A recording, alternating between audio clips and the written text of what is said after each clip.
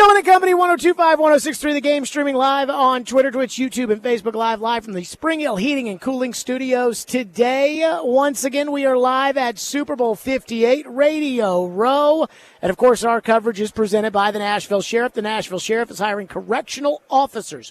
Call 615-862-8170 or email kirk.hopkins@nashvillesheriff.gov. Ian, am I a little too hot so far coming on to start the show? Think you sound good. Okay, good. That's all I needed to know. So, we have a great show coming up today, by the way. Solomon Wilcots will join us in 30 minutes. And so once we do that, we'll be very, very excited to be chatting with him. And not only is Solomon, he's Solomon, but at the same time, he's in Cincinnati. He's a Bengal. And so he probably knows Brian Callahan pretty well. So we're going to talk to him in 30 minutes. Then we got Rich Gannon coming on later today at 5:30, former NFL MVP. And he went to the Super Bowl with the Raiders. They beat the Titans in 2002 with Bill Callahan as his head coach. So we'll ask him about Levis. We'll ask him about Callahan. We'll ask him about Bill Callahan. We'll check all the boxes there and everything else. And Ian, do you think we should ask him about the infamous cut that we've played about 50,000 times since they drafted Will Levis of Rich Gannon criticizing him for bringing his mom, girlfriend, and sister backstage to the draft? Yeah, probably so. I think we have to. So we're going to do that, which we're very, very excited about. We got a lot of other stuff going on. Ben Volen, remember that Mike Vrabel home run hire report? He is set to join us today here as well from Radio Row. So we got a loaded show to get into. Now, Ian, guess what I've been doing since I've been here out in Las Vegas? You've been doing some digging? I've been talking. That's what I've been doing. Now, I don't have any inside scooping or anything like that. I've just been doing some talking. Just talking to people, whether it's on the air, off the air, whether I'm talking to somebody that I've talked on the air to when we're off the air. It's just been one big, long talk fest. Should that surprise anybody? Probably not. But the one thing when it comes to the Titans that every single person here wants to talk about, it's not about Brian Callahan. It's not about Will Levis. It's not about the vision and the future and Rand Carthon and the collaboration and all of those things. They don't want to talk about that.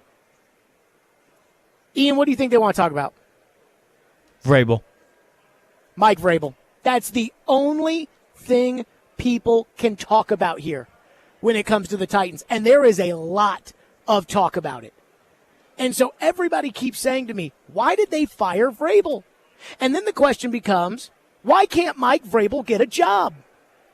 And I think these answers are incredibly simple. And when I give them to people, they look at me cockeyed like I'm crazy, like, huh? To me, it's twofold.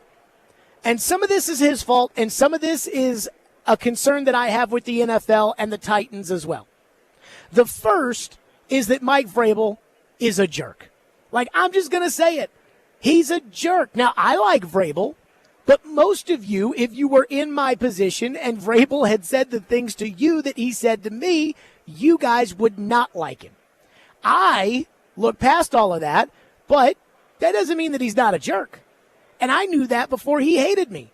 And I think we all knew that. But again, when you win and you're a jerk, it becomes part of your personality like it's a good thing, like Belichick for all those years. When you lose and you're a jerk, you're just a jerk. And the other thing about Vrabel is this. He is going to commandeer anything that he is involved with. And it's not because he thinks it doesn't give the team the best chance to win. It's because he's so sure of himself and so confident that whatever it is he's doing, he's going to get it right, that he's always going to want to do things his way. I said this when they fired John Robinson. I said, do not put Mike Vrabel in charge of personnel. And I asked Mike Vrabel at the press conference after they fired John Robinson if he thought he was qualified to run an NFL personnel department. And the reason I asked him that, and the reason why I said don't do it, is because I know Vrabel, and I know Vrabel will throw his hand in the air and will say, I can do it.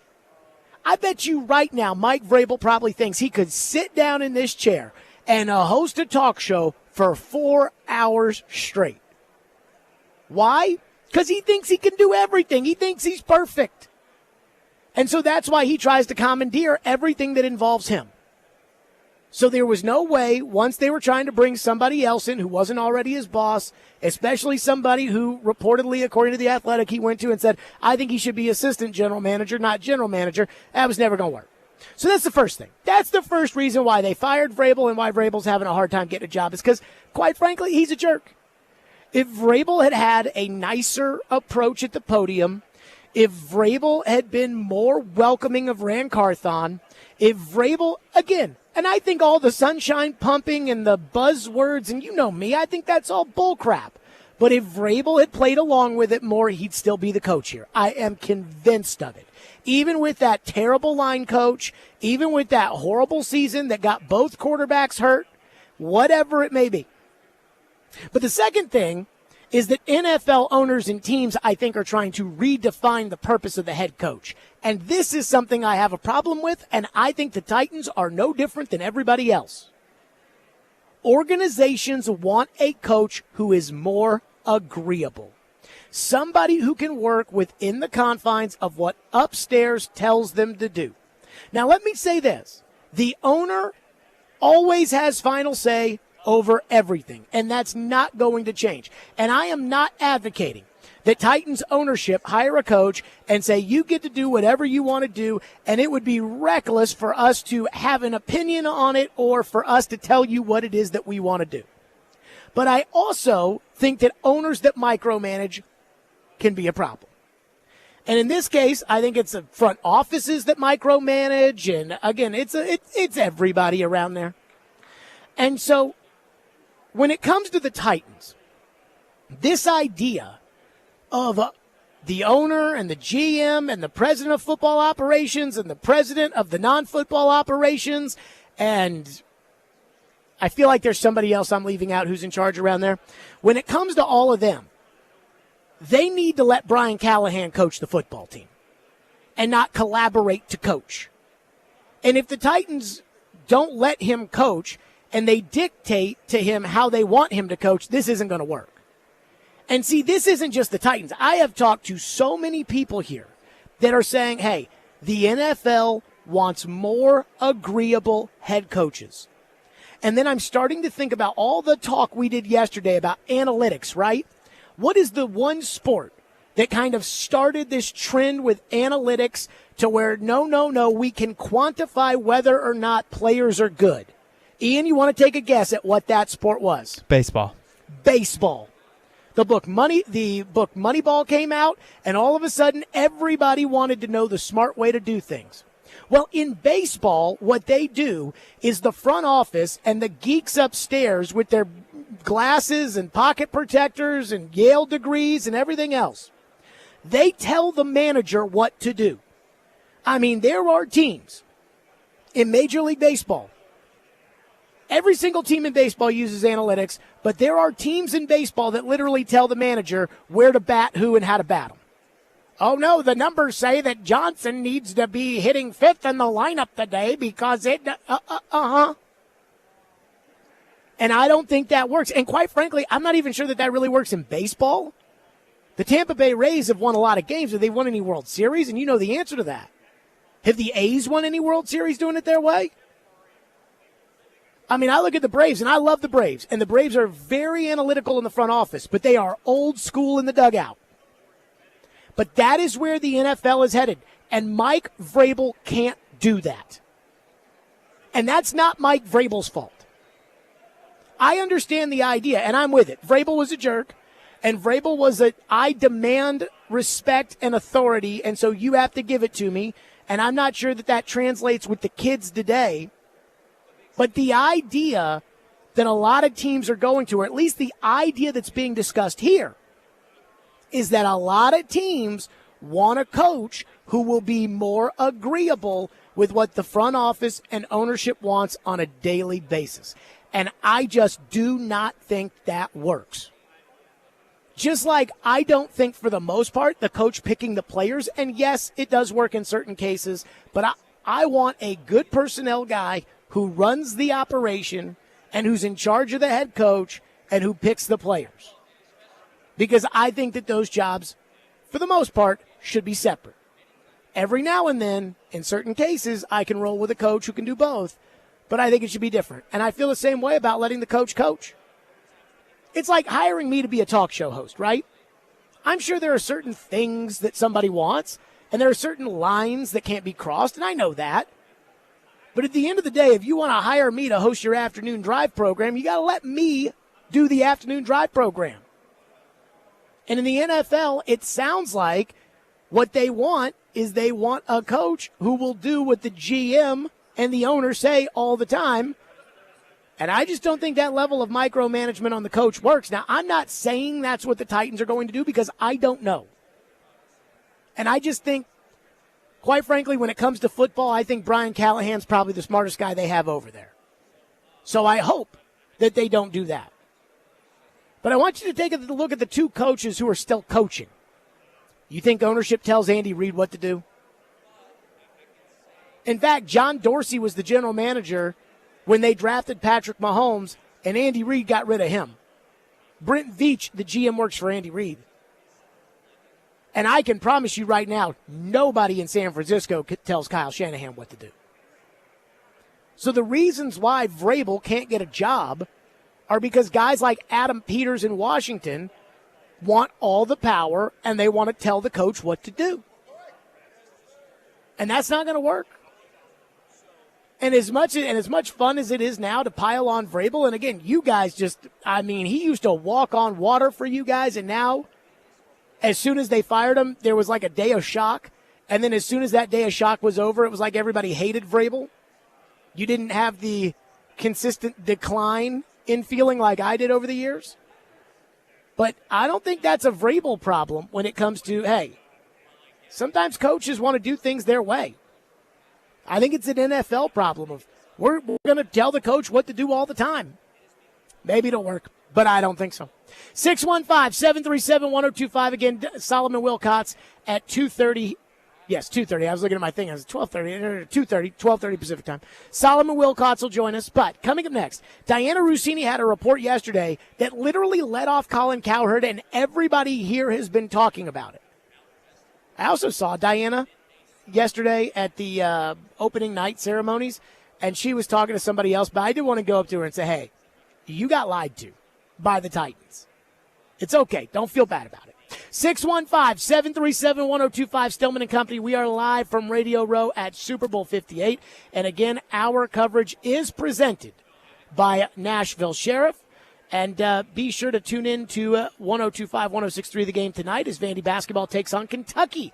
Pregame is at 7, tip-off is at 7:30, and coverage is also available on the 102.5 The Game app and at thegamenashville.com.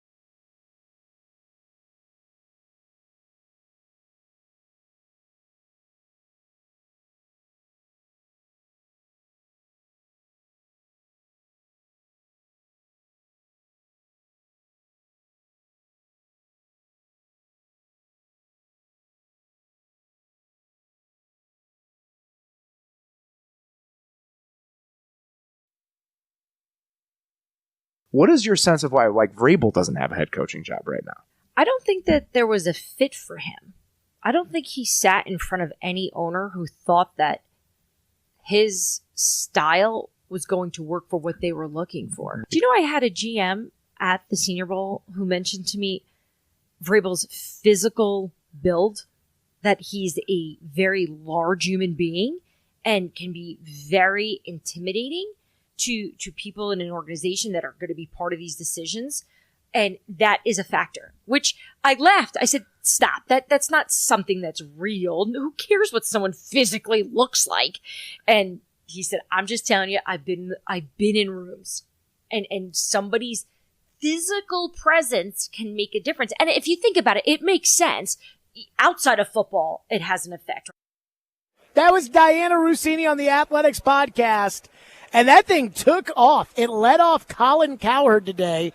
It was like, there's a report that Mike Vrabel is too big and that's why nobody wants Mike Vrabel to be their head coach. And let me say this. I'm not doubting. We've done this when we talk about Diana. I'm not doubting what Diana is saying.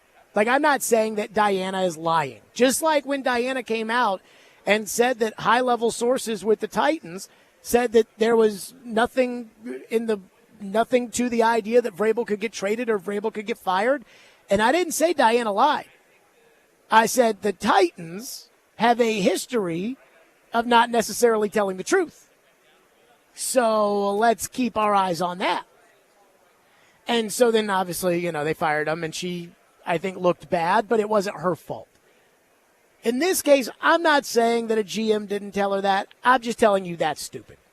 The idea that Mike Vrabel didn't get a job because he's physically intimidating is ridiculous.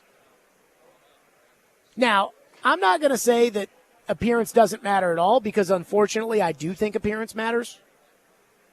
I think, Floyd used to think that by being bald, he used to think that he could never get a head coaching job, that bald guys never got head coaching jobs, and that's why he went from being an assistant coach to the front office. I think that's kind of silly, too. I think there are plenty of bald coaches. But again, the idea that Mike Vrabel's too big. Mike Vrabel is fine in terms of what it looks like to be a coach, right? I think a lot of people had a lot of problems with Vrabel over the years, but on the sideline, it didn't look like, man, that guy, how does that guy lead men? Nah, it added up. He looks like a former player. Guess what? That's what he is. So the idea that teams didn't want Mike Vrabel because of how he looks, and they want Dan Quinn with his backwards cap on? No. Now, the idea that Vrabel could sit down with an owner or sit down with a general manager or sit down with somebody in power and piss them off because he can be intimidating, now that's a little different. The one thing I'll say about Vrabel, and maybe I'm just built differently, I don't know. But I was never intimidated by Mike Vrabel physically over the years. Never. And I'm sure if me and Vrabel got into a fight, I'm sure he could kick my ass. But I never thought the head coach of the Tennessee Titans was going to take a swing at me or was going to want to fight me or was going to want to any of that stuff. Because Mike Vrabel's a lot of things. He's arrogant. But he's not stupid. Sometimes he can't help himself and he says stupid things, but he's not stupid. And so I never the idea, he's so big and intimidating that we wouldn't hire, just ridiculous. But it does add, and again, to have Colin Cowherd lead his show off with it, not to say that that's the barometer as to whether or not something is important or something is real or anything like that. But it does show you that when Diana Rossini says something that people pick up on it, it just adds to me another layer to this weird Diana Rossini, Mike Vrabel dynamic over the years that we no longer have to care about. Right? It's like every time Diana reported something about Vrabel or something having to do with the Titans or something, it felt like it was either obviously from Vrabel, it was incredibly pro-Vrabel, or it was just flat out weird. And in this case, this one's kind of like that. I mean, it does kind of feel like it's a protection of Vrabel, right? Like, why can't Vrabel get a job? Vrabel's a jerk. Why can't Vrabel get a job? Vrabel's arrogant. Why can't Vrabel get a job? Oh, Vrabel's just too big. He's like Shaquille O'Neal. Can't have Shaquille O'Neal on the sidelines coaching, I guess. I just think that's just me. But I thought the whole thing was just freaking ridiculous. And again, I'm not sitting here, I'm not knocking Diana. It wouldn't surprise me if that's what. But I just think it was that concept is just freaking stupid. I mean, I'm sorry, but that's what it feels like. Phone lines are driven by WilsonCountyHyundai.com at 615-737-1025. Michael is going to kick us off today here before we get to Solomon Wilcots. What's up, Michael? Hey, thanks for taking my call. I agree with you. The whole premise of him being too big to be a coach is kind of dumb because, him and Dan Campbell up in Detroit are basically the exact same type of build and everything, former player, all that. But it's been well documented, Vrabel is much more of an a-hole than Dan Campbell seems to be, at least right now. So I think the him being so physically intimidating and him being a real a-hole when it comes to his personality, that combined with all the losing he did over the last couple of years, I think that's what's more turning people off is the combination of all those factors as opposed to, he's 6'3", 250. He can't be there. Well, to your point, good call, Michael. To your point, I think the intimidation when it comes to Vrabel is the fact that if you're a general manager and you hire him, you're intimidated that he's going to try to kick you out of your job. And I don't think that that's unfounded. There's a perfect mix here, right? Between an organization controlling its coach and the coach not trying to just commandeer the entire thing himself. One texter says, I thought he might come down off the podium and fight TD when TD asked him if he lost control of the locker room. Ha ha.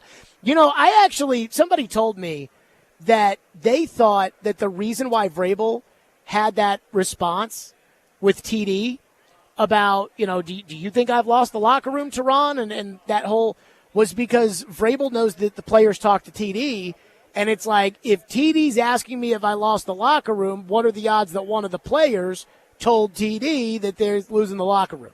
So I actually didn't think it was about TD as much as it was about, hold on, does TD know something that I don't hear? That's what I thought. Jack from Clarksville says Diana was 100% wrong about Vrabel easily getting another job and is now trying to make up excuses for why she was wrong. I don't think that's the case. Now, if you told me she was trying to protect Vrabel, because, again, that's, I think, one of her A1 sources, whatever you want to believe, you can believe. 615-737-1025 is our phone number. Solomon Wilcots will join us here coming up momentarily live from Radio Row at Super Bowl 58. We will sit down with Solly. Good interview last year with Solly, but now, Solly's a Cincinnati guy. So what's he think about going from Mike Vrabel to Brian Callahan? What's he think about Bill Callahan in the mix? What's he think about the way the Bengals were built, what the Titans may do? What's he think about the draft pick? We'll get into all that with Solomon Wilcots, and we'll do it coming up next live here from Radio Row at Super Bowl 58. Hiller Plumbing, Heating, Cooling, and Electrical. Those are my guys. I absolutely love Hiller because they take great care of my home. It's Valentine's season, and love is in the air. Find your perfect match this month with Hiller.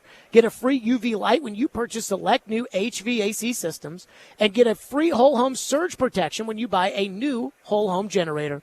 Get 50% off of a descaler when you buy a new tankless water heater, and you'll never be more in love with your home. Find your perfect match at happyhiller.com.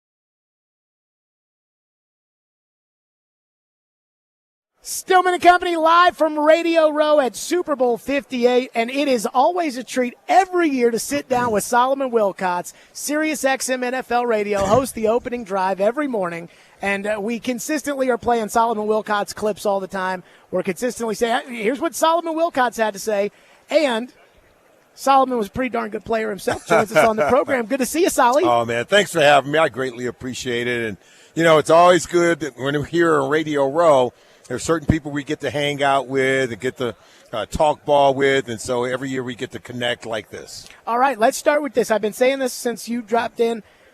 You, longtime Bengal, Yeah. you in Cincinnati. Yeah. I mean, so the transition from Mike Vrabel to Brian Callahan, your thoughts?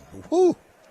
I think it's more of an offensive-driven kind of equation.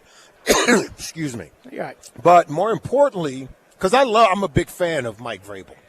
I loved his intensity, loved the way that he coached. Didn't have enough firepower on offense. Is that fair? Yes, especially after they traded A.J. Brown. Excuse me. I got a throat going.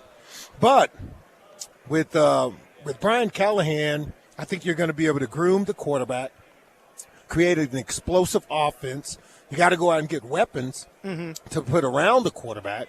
Yeah, you got to run the ball, but the ability to allow the offense to run through Will Levis, I think now that becomes a reality. And you have a coach that can put him in an offense that allow him to flourish. They're going to groom him. They're going to develop him. They're going to teach him how to read defenses. They're going to teach him about progressionary reads. More importantly, because Bill Callahan, you get a 2-for-1 here, by the way, because I have all the respect for Brian's dad, Bill Callahan. You're going to be able to run the football. He's never been on a team where they did not develop an offensive line, where they did not develop runners, tough guys who can get the run game going. Bill Callahan is one of the best offensive coordinators, run game coordinators you're ever going to find in the National Football League. So with that, do you think that what they did in Cincinnati and the way they built that, do you see them being able to do something similar in Tennessee? Well, I think their team's going to be different than what you saw in Cincinnati. Think about it. They had Joe Burrow. Sure. Will Levis is not Joe Burrow. Thank you. I'm glad you said it because I think Will Levis is off to a good start to his career. A game against Miami in the Monday, that did wonders for his confidence. I think it did wonders for the organization to feel like, okay, we have our guy. We can check off that box. Now we're going to work to develop him, but more importantly, we can get busy trying to build the team around him. Because sooner or later, you got to get busy doing that. Some teams are trying to go find a quarterback and they forget to build a team, and they're just spinning their wheels. By the time they find a quarterback, there's no team there. That quarterback gets beaten up, and he ends up phasing out 4 years later. You found your guy. Now you can get busy building around him. Offensive line, a good defensive line. I think you got some good players on your defensive line even right now, by the way. But playmakers at the wide receiver position. And Tajay Spears is a guy I absolutely love because I know you're transitioning now away from Derrick Henry, who was so great for so many years. But, look, I think this guy is a different type of runner. He's tough to tackle. He's an explosive runner. I think he has a chance to be a star in this league. Do you think, Solomon, that they should look at bringing Derrick Henry back? You know, Derrick says he wants to win a championship, but business is business. The Titans don't have a lot of leaders on that side of the ball. Brian Callahan says the door is not closed on bringing Derrick Henry back. And Peyton Manning at the Pro Bowl last week said that he knows Brian Callahan real well, says that Brian Callahan will love Derrick Henry and Derrick Henry would love Brian Callahan. Do you think they should bring Derrick back? They're both right because, remember, the Callahan – it starts with the dad, Bill Callahan, everywhere he's been. I remember when he was with the Jets, and that's when LaDainian Tomlinson was there. Remember they had built – an offense, man, that offensive line had Nick Mangold on it, DeBrickashaw Ferguson on. I remember they went out and played the Raiders, his Coach Callahan's former team. They rushed for over 300 yards in the game. When you can put together that kind of run game, that kind of power run game, yeah, Derrick Henry fits well in that offense. Tajay Spears, he fits well in that offense. They're going to get the ball carried to the second level. There's no doubt in my mind. What does that do? offers you play action pass. I think it offers you the chance to protect the quarterback, Will Levis, even better. And then he gets shots down the field in the passing game. So you're talking about a complementary style of play offensively. Run game, complementing the passing game. I think it'll be more dynamic than any passing game you've seen with the Tennessee Titans in a very long time. Solomon Wilcots is with us here on the program, Sirius XM NFL Radio.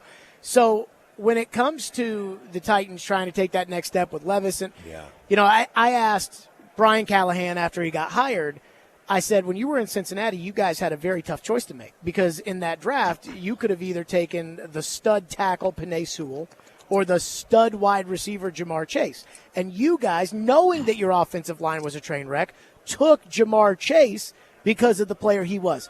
And I asked him kind of, his philosophy, because the Titans may be sitting there at 7, and they're probably going to be a good tackle available, and there's probably going to be one of these receivers available that looks like they're, now not Marvin Jr., but some of the other ones that look like they're pretty good. And I asked him, what do you make of that? And he said that he values the premium elite touchdown scorers over the non-touchdown scorers. So if you got an elite left tackle and an elite receiver, he'd rather have the elite receiver.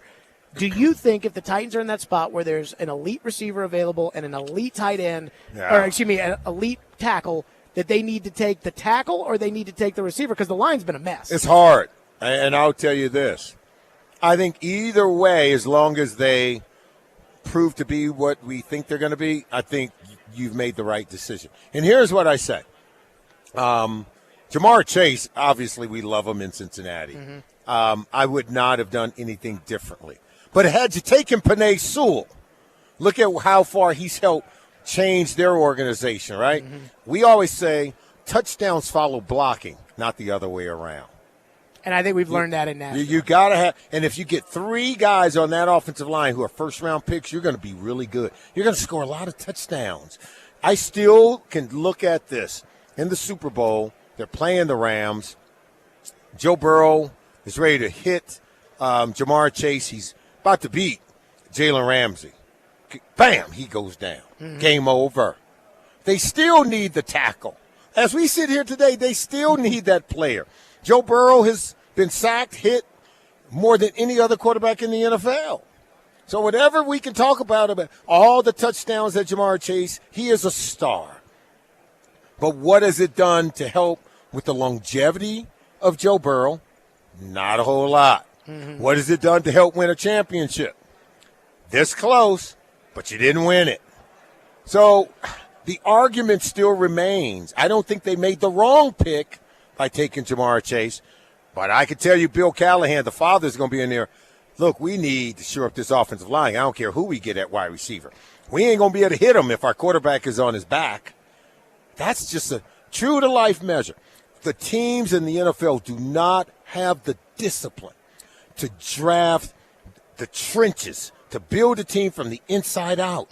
They've got to go get the shiny pieces that, can score touchdowns, but then watch Andrew Luck. His career is going to come short because you don't have guys to protect him.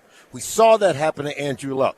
I even still fear right now, as I sit here with you right now, that could happen to Joe Burrow, who's only been able to finish 2 of the 4 seasons he's played in the NFL. Why? Because we don't have anyone to block for him. Got a lot of catchers. Don't have anyone to block for him. So it's an age-old question. The new generation of coaches, particularly on offense, man, they just want to score touchdowns. They forget about getting blockers. They forget about getting the big men win games. You think Dad's going to let Brian do that? First of all, Dad's working for Son. But I think Dad will he would advocate for that approach. Big men win games. Dominating on the offensive line and winning the line of scrimmage wins games. And think about what you got on your defense, right? Jeffrey Simmons. He's helped win games even when you guys didn't have nobody at quarterback. Am I right? Sure. He's made average when your offensive line was good and your defensive line was good. You guys were good. Well, I think if Tannehill doesn't throw 3 interceptions in the Bengals playoff game, There's no doubt. that is a game that elevates Jeffrey Simmons. Because remember, he was in the backfield. They sacked Joe Burrow 9 times. And that he's a game wrecker. would have elevated him kind of into that Chris Jones type territory. Yeah. But if you don't win, it doesn't matter. What about T. Higgins, Solomon? They're going to let him go because they've already paid Joe. They're putting money on the offensive line. They paid Orlando Brown. They're going to have to probably make Jamar Chase the highest paid receiver in the history of the NFL. Do they have the money to be able to pay T. Higgins to, or is T. Higgins going to get out there? Because the Titans fans are circling T. Higgins. I already know. We already know Brian Callahan and the Titans fans are coming after T. Higgins. He's only from Oak Ridge, Tennessee, right? You know that, right? Sure. So, of course we know you guys want him. Can't have him. And if you're going to get him, you're going to have to wait a year because at least the Bengals are smart enough to use the franchise tag on him. So run along, go draft your own players. In the words of Duke Tobin, right, director of personnel for the Cincinnati Bengals, I'm in the habit of building my own teams, not somebody else's team. I'm in the habit of making my team better, not the Tennessee Titans better. But can the Brown family pay all that money? What do you mean? Can they? They're paying Joe. They're paying Joe. They're going to pay Jamar. They're paying Brown. They're going to. It's called the franchise tag. I know, but that's still. I mean, that's still like $26 million or whatever it is, and a new deal for Jamar Chase is probably going to cost. I'm $50 telling you, million yes, up front. but you keep asking the same question. Yeah, they can afford to pay him for 1 year under the franchise tag. I already said that. Can they play him the long-term contract? That remains to be seen. But guess what? They've got Tyler Boyd's contract coming off the books. They got DJ Reader's contract coming off the books. He's a good player, though. They got Chidobe Awuzi's contract coming off the books. Yeah, they can pay him. They can afford the franchise tag. I'm sorry to break your soul. Go find your own players. Go dig through the draft they for had your own one, players. They had one, Solomon, and then they didn't pay him, so they traded him to Philadelphia, and that's been a big sore spot around here. That's your problem. You guys are good at making other teams better. You know, everybody knew you don't trade A.J. Brown. Everyone knew that. Everybody knew that. I was in favor of the trade when it happened. That's why. So you're sitting here now, sort of like hawking our players. There is something to that. All you're going to do, I'm going to tell T. Higgins when I get back. T, don't go there. All they're going to do is trade you. They don't know how to keep good players over there. They traded A.J. Brown, bruh. And he'll be like, they did, didn't they? That's why they're going to have to give him $150 million or whatever it is because they didn't want to give A.J. You guys get good $125. players. You get good players, and they trade them away. Last one for you. I know you said that you like what you see out of Levis. What have you seen so far, and what do you think, where is kind of the breaking point? Because, again, they're not going to be in a game like this if he doesn't make it, or else they'll be on to the next guy and the next coaching staff and the next GM and all of that. What does he need to do in order to get to that spot? He just needs to keep getting better. He just needs to continue to not be afraid. What I like about him is that live or die with his decisions, he was not afraid to pull the trigger. Like when there were opportunity to make plays, tight windows, most young quarterbacks, they need a guy to be wide open to figure, okay, I'm going to throw it there. He was not afraid to pull the trigger. Even when they blitzed him, he saw it, went through his reads, trusted what he saw, bam, cut it loose. That's why he was making plays. He out-dueled Tua, all right, in a game against the Miami Dolphins and played phenomenally well. Although is out-dueling Tua really that big of a deal? Look, I mean, if that's your opinion, I'd rather hear your analysis. My analysis, that for a rookie quarterback. Sure. Okay, what did he do in college? Nothing. What did Tua do in college? Win championships. So how are you going to sit here and act like beating Tua is a nothing burger? I think Tua kind of. That's just unfair analysis. I think Tua kind of stinks. I think that Tyreek Hill has made Tua. Well, why did he invite me on his show when he already has the answers to his own questions? I'm just saying, that's what I want to know. That's what I want to know. When you already have the answers to your own questions, you didn't need me. You could have did your own show, did your own monologue, and think about it. Oh, no, we needed you. This is a yearly thing. I'm having fun. Solly, you're the best man. All right, so Solomon is with us on behalf of Macy, which is made up of a patient's own cells and used for repair of symptomatic cartilage damage. I tell you, I'm getting old over here.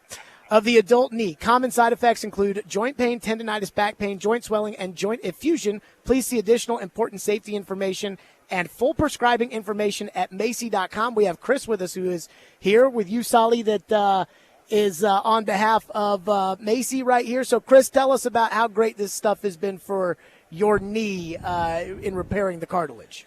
Yeah, so I know that was a bit of a mouthful, and the full name of the procedure, Macy, also is a mouthful, matrix autologous chondrocyte implantation. As a patient, I couldn't be happier. So autologous meaning it's my own. So in my mid-20s, my knees started going out on me. I was in the military. I was a special operator. We worked really hard. We got after it, but I had this hidden pain under the surface, and I couldn't figure out what it was. I thought everybody dealt with it. And after a while, it was just so bad that I couldn't take it anymore. So I ended up getting out and going to school, and it continued to get worse even though I was resting.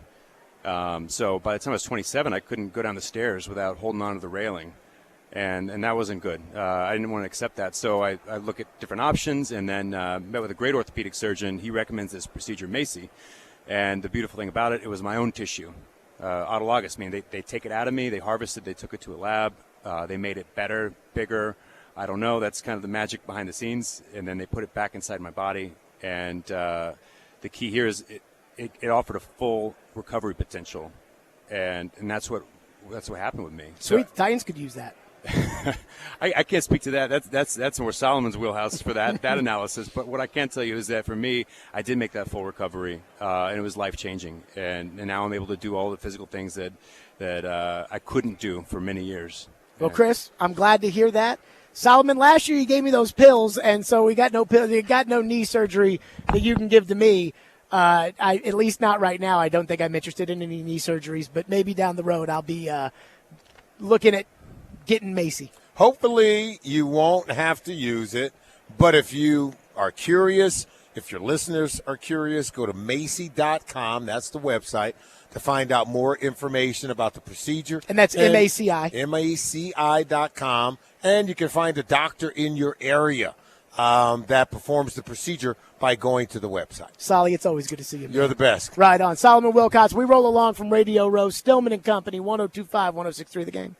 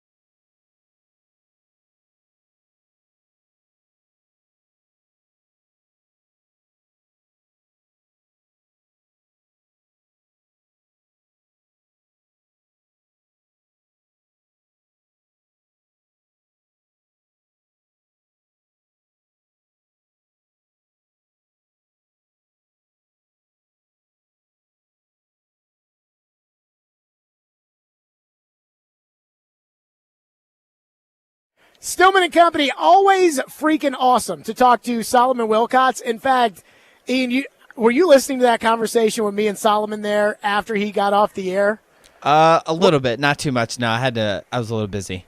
I mean, Solly and I were just talking about all kinds of, I told him, I said, look, I'm a Tua hater, and I'm just going to tell you that right now. And then we were talking about T. Higgins, and he said, again, like he said on the air, no T. Higgins. And Solomon is as tied in when it comes to the Bengals as I think it gets. So when he says no T. Higgins, see, I think they're going to franchise tag T. Higgins and then they're going to trade T. Higgins. But then the question becomes, if they do franchise tag T. Higgins, do you want to pay T. Higgins and trade for T. Higgins, right? Do you want to do what the Philadelphia Eagles did to get A.J. Brown, which was give up the pick and give up the money in order to get T. Higgins? Or do you want to try to use that pick to get that player? And that's the question. And the only way I could see the Titans doing this and actually acquiring T. Higgins and giving him the money is if they traded out of the 7th pick. So if they went from like 7 to 14, right? And I believe 7 to 14 would be, you'd have to get another one out of that, right? You'd have to get a 2025 one out of that or something like that. Would you make the move, go to 14, and then give up, the second-round pick or something that you added or a first-round pick that you added in order to move back to 14? Would you then give that up in order to acquire T. Higgins? And then you got to pay him. And when it comes to the Titans, they say they have all that cap space, and you know how I feel about the salary cap. But they say they have all that money, so maybe the paying him's not that big of a factor. But, again, Dad Solomon says, no, we're not doing that at Cincinnati, which I think they're going to tag him. I don't think he's going to be on the Bengals next year, though. That's just my gut. 615-737-1025, short segment there. Although, boy, Solomon Wilcots was excited about running the football with Brian Callahan. And how many people, when the Titans made the change from Vrabel to Callahan, said, oh, yes, finally, we're going to be able to throw the ball. And here's Solomon sitting down there talking about how bad Brian Callahan's going to want to run the ball and that Bill Callahan's going to want to run the ball. And if you're somebody who hates running the ball, I think the Titans are going to be running the ball a lot next year. 615-737-1025. Thomas Dimitrov, former NFL general manager. The guy hired Rand Carthon to his first job ever in the NFL that wasn't as a player in the personnel department at the Atlanta Falcons. He will join us next right here live from Radio Row here on Stillman & Company. Let's talk about FanDuel. That's right. FanDuel Sportsbook is my official sportsbook app. And right now, FanDuel has the perfect way for everyone to get in on Super Bowl 58's action with a no-sweat same-game parlay. When you bet on Super Bowl 58 on FanDuel, one game can mean a lot of wins. America's #1 sportsbook has all your favorite bets like the money line, the spread, and plus all sorts of prop bets. And again, I've always said this when it comes to the prop bets in the Super Bowl, over on the national anthem. That is that person's time to shine. So what they're going to do is they're going to want to drag that baby out as long as they can. Always take the over, take the under in the game. That means that when you combine all of your bets for a chance at a bigger payday, you'll get bonus bets back if your SGP does not win. So start building your own or just bet a popular SGP already made for you in America's #1 sportsbook. Visit FanDuel.com/JGM if you don't already have an account and make every moment more with FanDuel, an official sportsbook partner of the NFL. 21 and over and present in Tennessee. Minimum 3-leg parlay required. Refund issued as non-withdrawable bonus bets, which expire 7 days after receipt. Max refund $5 unless otherwise specified. Restrictions apply. See terms at sportsbook.fanduel.com. Gambling problem? Call the Tennessee Red Line at 1-800-889-9789.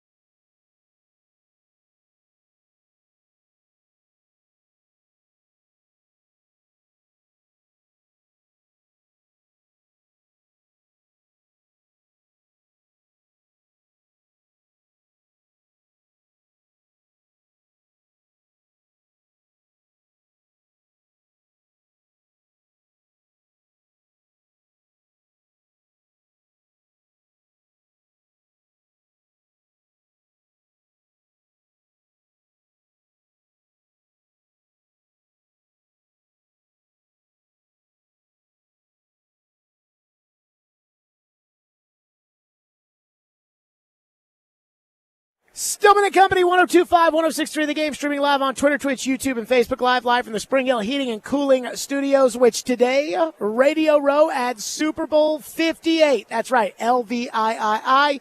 I've got my Roman numerals down pat, and our coverage at Super Bowl 58 is presented by the Nashville Sheriff. The Nashville Sheriff is hiring correctional officers. Call 615-862-8170 or email kirk.hopkins@nashvillesheriff.gov. So Thomas Dimitrov, the former NFL general manager of the Atlanta Falcons, who they were up 28-3 in the Super Bowl, and I can't tell you, what a general manager is supposed to do up by 25 points. He is walking over here to come join us. Right now he is doing, I am literally looking at him right now, he is doing Laura Oakman. I don't know if you guys know this. Laura Oakman has a media company called Galvanize, and I'm a huge Laura Oakman fan. She's actually lives in Nashville. And so he's doing that right now, but he's about to get up and walk over here. So while we do that, let's knock a couple of these out. Tune in to Chase and Big Joe tomorrow morning between 9 and 11 a.m. for details on how you can win a pair of tickets to see Def Leppard and Journey with the Steve Miller Band at Nissan Stadium. And let me tell all the fine folks right now that let's give something away because I'm in a good mood. You can win a pair of tickets right now to see Disturbed with special guest Falling in Reverse. Ian, those are your bands, aren't they? Meh. Okay. You can win a pair of tickets to see Disturbed with special guest Falling in Reverse at Bridgestone Arena on Saturday, February 17th. Just be caller number 5 right now at 615-737-1025, and you will be going to see that. Now, Thomas is the CEO of Sumer Sports, which is a football analytics website, .com, whatever it may be. And so yesterday we had on Eric Eager, who is a VP with Sumer Sports, Thomas CEO. But Thomas has been a GM, and he hired Ran Carthon. So I do want to ask him, why do I need all these analytics? Why do I need all this information and stuff like that? And then again, when it comes to Ran Carthon, everybody's begging me to give him a second chance. Oh, you got to give him a chance. It was all Vrabel's fault. It's not his fault at all, and all of those things. And this guy hired him, and he's going to join us right now here on the program, is Thomas Dimitrov, former NFL general manager, now the CEO of Sumer Sports, which is one of those analytics football companies. We had Eric on yesterday, and I was grilling him pretty hard about why I need to care about analytics and things like that. But first of all, good to see you again, bud. As well, always. I appreciate it. I know. We hadn't seen you since last Super Bowl. Yep. I want to start on Ran Carthon because you're the one that gave him his first job in a personnel department ever. And I'm guessing that you gave Anthony Robinson the job in Atlanta as well. We'll get to him in a second. Sure. Yes, go ahead. Yeah. I have been very hard on Ran. I thought there were too many things that were bungled this past year. I thought it was kind of picking a guard with the 11th overall pick drove me crazy, especially taking the guard ahead of the quarterback. If you believe in the quarterback, you take the quarterback, those kind of things. And yet everybody that knows Ran tells me give him a second chance, that he's a great guy, he's a great football guy, you know him. What are your thoughts? Ran is one of those guys that grew up around football and NFL football, right? Remember that. That is a big thing. He was around his dad, who was a fantastic football coach. He's a guy that, back in the day, what I knew about Ran was a guy that knew everything about personnel. He knew the young ones. He was just really good. He was very passionate about evaluating and about knowing what was available. Yes, 100% great guy. I know this is not about great guys in this league, right? Sure. You want winners. And Ran has the ability to win. He knows football. Give him a second chance. The fact that he's brought Anthony Robinson in here, A-Rob's got a really good eye as well. Those two guys are going to work really well together. I'm going to be very interested. I'm excited about your new head coaching hire in line with working with Ran, because I think that's going to be a really good mix versus what you guys went through last year. I'm not throwing this back to you, but sure. I'm surprised that Vrabel's out of a gig right now. Are you surprised? And the only reason I ask it because I think it's a great lead into Rand's personality and Mike's personality. I wanted to fire both of them at the end of the year. Did you? Yeah, I mean, I felt like the organization screwed up when they fired John Robinson the way that they did. Like in the middle of the season, first place, coming off of 2 divisions, again, and I know as a GM, and J-Rob, because y'all work together in New England, so as a GM, I'm sure that you were probably looking at that when it happened, like, wait a minute, hold on, they're in first place and they just fired the GM? And so I thought that, the way that they handled that I didn't like. Then the shotgun marriage between Rand Carthon and Mike Vrabel was never going to work. And so I just viewed it like there were too many screw-ups last year, too many leaks last year to the media. I'm like, the only way that I know is to just blow it up, start over. And Ian, back me up on this one, but who's the guy I said that I would go want to target to run the organization if I was the owner? Thomas. I was like, I'd go look at Thomas Dimitrov, who is good in Atlanta and deserves a second chance. I did say that, because I value experience kind of in that position. So, to your point, no, I was not surprised. And what's come out now is that Vrabel didn't seem very agreeable. And, again, I don't totally understand analytics. Like, I don't understand what makes analytics so much better, when it comes to injury prevention, for example, than just trusting the doctor that has all the experience, that's seen the rotator cuff tears and whatever. But it sounds like he wasn't very interested in dealing with all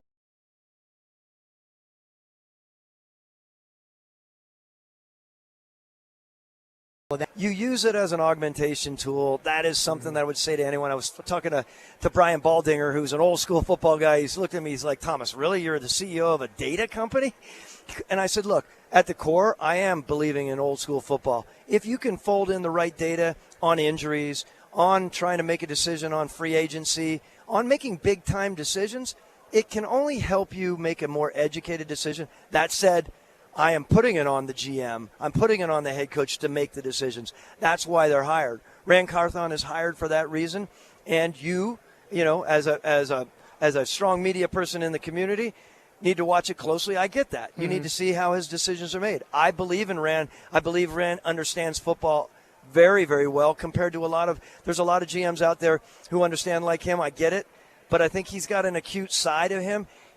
I'm a believer, however, in a GM will be gauged ultimately on their quarterback decision. It's a big deal. And on the big moves they make. Not the 5th and 6th rounders and 7th. Those guys are good. But you better come to the table on the big decisions. And I think that's where ultimately every GM is going to be gauged here. Thomas, what do you think of Will Levis, the quarterback? I think he's strong. I think he, in general, I was not sure how it was going to play out. I'm going to be honest with you. I think there's a lot to being a quarterback in the NFL. It's the leadership. It's the interaction with the players. It's the understanding. It's the decision-making. It's the accuracy. Some of those he possesses more than others. And what I would say is, time's going to tell for these young guys, right? When it really comes down, back to what I was talking about with the GM, big decisions with a quarterback, when it is, I can't say cutting time, but you know what I'm saying. When it comes down to those really tough times, when the heavy lights are on, but when the big decisions are made and you have to, thread it, that's when you're going to gauge. I'm not sure where he is on that at this point. He's young, of course. How do you determine that? So I do wonder this on the Rand front. I want your opinion on this. He did not go to the Senior Bowl, and a lot of people are saying it's so that he could stay back and help Brian Callahan with the coaching staff.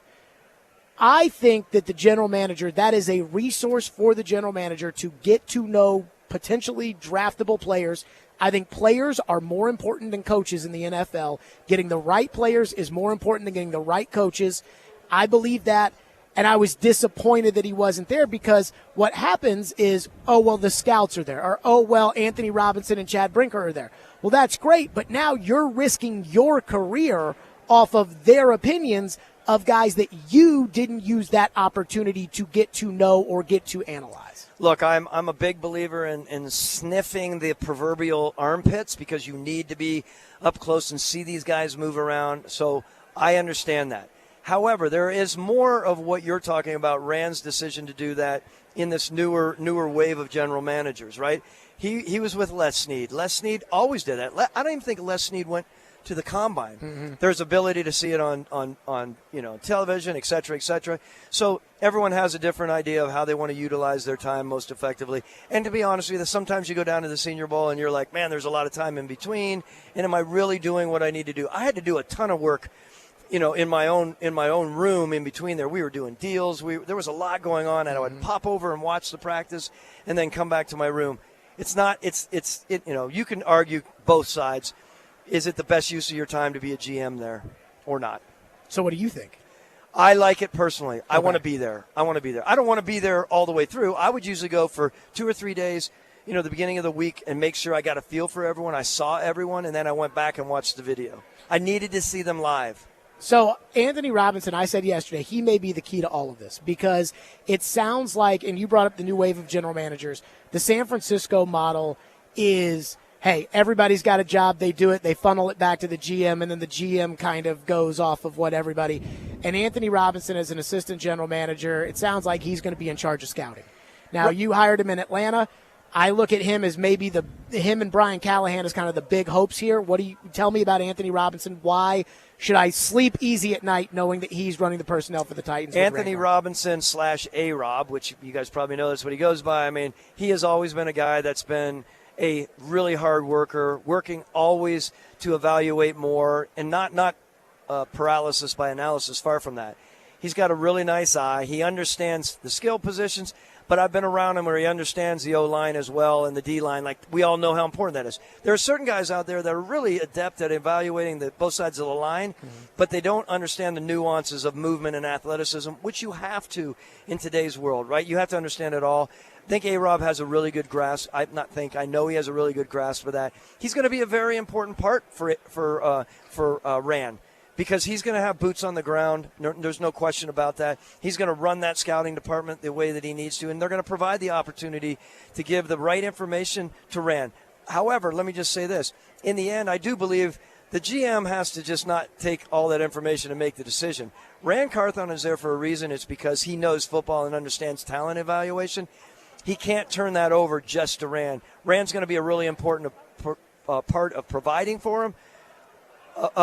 A-Rob is for Rand, and then Rand's going to have to take it to the next level, which isn't just a little eye here and there on players. He's going to put the time in to really evaluate the players as well, and that's important. It can't just be on A-Rob. So with you, Thomas Dimitrov's with us, with you doing the Sumer Sports, the analytics, the data, you're a New England guy.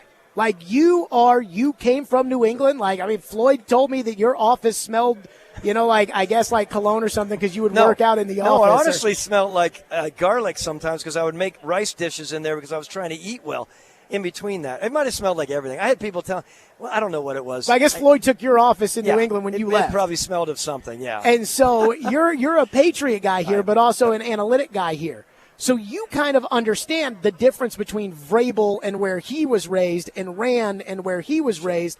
Do you think that it was unfair to Rand to put him in that shotgun position of where he and Vrabel had to work together when they had never worked together before, knowing their philosophies? Yeah, I mean, look, that's complicated. We know Mike Vrabel is a very good football coach, and understanding that's not arguable. Whether he wanted too much control or not, I wasn't around that. I like Mike. I've known him from the days when he played there. Mike always had an air about him, of course.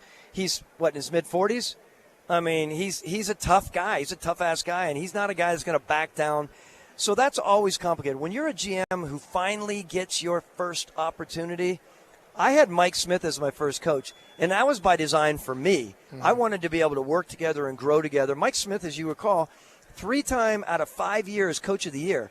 That's not a back pat on me. I'm saying that is being able to work with a GM and a head coach working together. That's vital in this league. Sure. If you try to shotgun something, I think owners need to hear this, and I say it respectfully to them.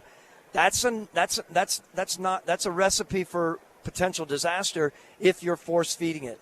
Because if those two people don't get along, before you know it, it is a mess, right? I don't know how it ended up working there. Obviously, Rand gets. He gets what's he get? SVP and EVP, yep. EVP and GM. That's a big move, by the way. That's a younger thing. I used to always push Rich McKay for that. He never would give it to me. Give you the EVP? No, I never got that. All these young guys are getting their first gig and they're getting these big time titles. So what I was told was that in the Titans organization, that's kind of like the sign that you're a made man now. Is that you're EVP? Yeah, it's a big deal. So on that front too, on the Vrabel front, why can't he get a job, Thomas? Look, I don't buy the idea that he's this big menace. That is, I think that's so ridiculous. Yeah. But no, look, it's so funny because he's got a big presence about him.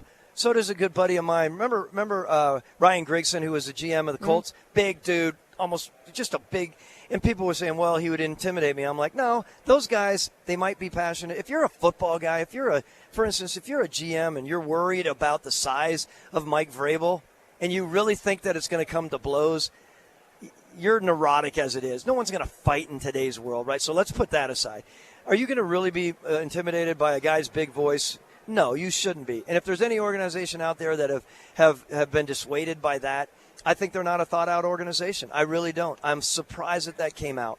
So, but why do you think the real reason that you can't get a job? No, I think it's more. It has more to do with, again, you look at the teams out there that are looking for head coaches, and a lot of teams, whether they're new GMs or whether they're GMs that want energy and culture being a certain way, Mike is a hands-on, in-your-face kind of guy. Not big stuff aside. I'm saying he has a strong opinion. And there are some GMs ideally want a guy that they can work peacefully enough with, and that sounds odd, but work collaboratively enough with. And maybe they felt like Mike was not going to be that guy. He was going to be a his-way guy. Now, that guy can be really good in a certain situation.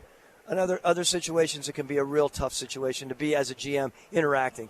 You want to come to the conclusion together on your decisions ultimately. Thomas Dimitrov, last one for you quickly.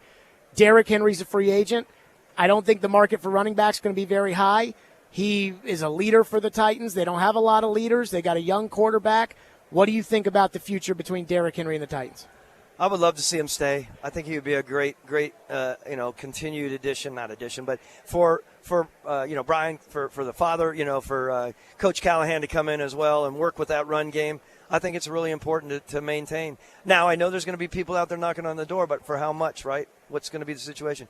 He's got one more year left? He's done. Oh, he's done. Yeah. Oh, I thought he was, yeah. But I just don't think there's going to be a lot of money. I think he's going to get out there thinking he's going to get $8-10 million bucks, and it's going to be like 1 year up to 4.5. It's going to be a Dalvin Cook situation, right? Maybe. I'm not saying that they were. I'm just saying, is it going to be that? What did Dalvin get? $7 million? Something like that. Well, up to. Up to. Yeah, it's going to be an up to situation. Absolutely. I would love to watch you guys or see you guys continue to have him there because I think it's important. I think it would be great if he took a deep breath and realized he wanted to play for this situation.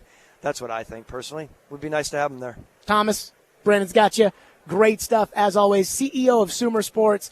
And again, yesterday, Eric gave us the whole spiel on why we had to do it. It is always good to see you, my friend. Anytime. Absolutely. I still got your number, so I'll shoot you a text. Call me around the draft time. Absolutely. Thomas Dimitrov, CEO of Sumer Sports, joining us on the program. And we continue along. So I got some thoughts on what he said there. We'll do that next. Stillman and Company live from Radio Row, 102.5, 106.3 The Game.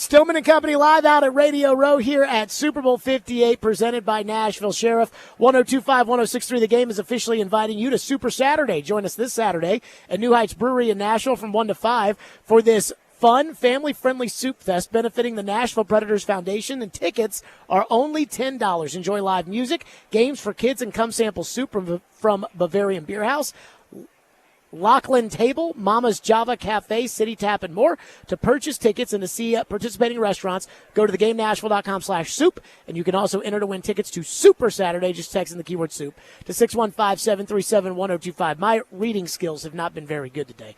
Now, in fairness, everybody's got all these lights up everywhere, and so I think that's part of it. Now, I'm just going to tell you, we had a long interview with Thomas Dimitrov, and I felt like he strongly backed Ran, which...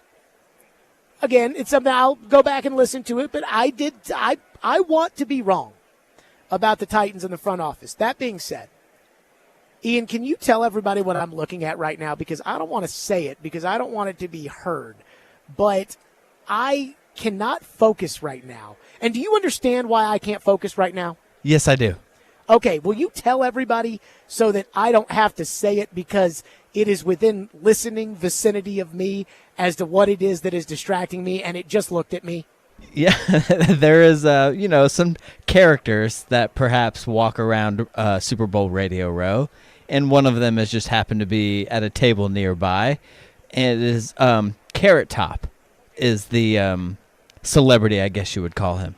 And how would you describe him looking compared to what you're used to? Disheveled, perhaps. I mean, just looking like trash. And like, as Ian said in the break, like, doesn't even look like a real person. Like, I cannot think because he's just right, like, looking at me and like, I cannot. We actually got offered to have him on the show, and I just was like, nah, we're good because who cares? But I cannot think right now. It's like a caricature. I mean, I sent you a picture. I did one of those little things where I took my phone and I kind of, zoomed in covertly and sent Ian a picture. What'd you think when you looked at it? It's a picture. What do they say? Picture says 1,000 words or whatever. I would say. Okay, good. So he just got done doing this interview in D.C. and he just walked away. For that. Carrot Top looks freaking terrible. Like, he looks terrible. Like, he looks like, I don't even know if I can say this on the radio. I probably shouldn't. I mean, he looks horrible. I mean, I don't know if it's makeup he's got on or makeup he needs to put on, or I couldn't tell you. And also, this table next to me is a station in Washington, D.C., and they're the biggest homers I have ever heard in my life. Like, the biggest homers. Like, I was listening to him the other day, just like overhearing as I was sitting here, and it was like, this was a grand slam hire to hire Dan Quinn as the coach. That is tough to turn there. I'm like, what? And then, like, last hour before we came on the air, or I guess, the hour before we came on the air, I overheard them talking VCU basketball. VCU basketball. It's almost March, baby.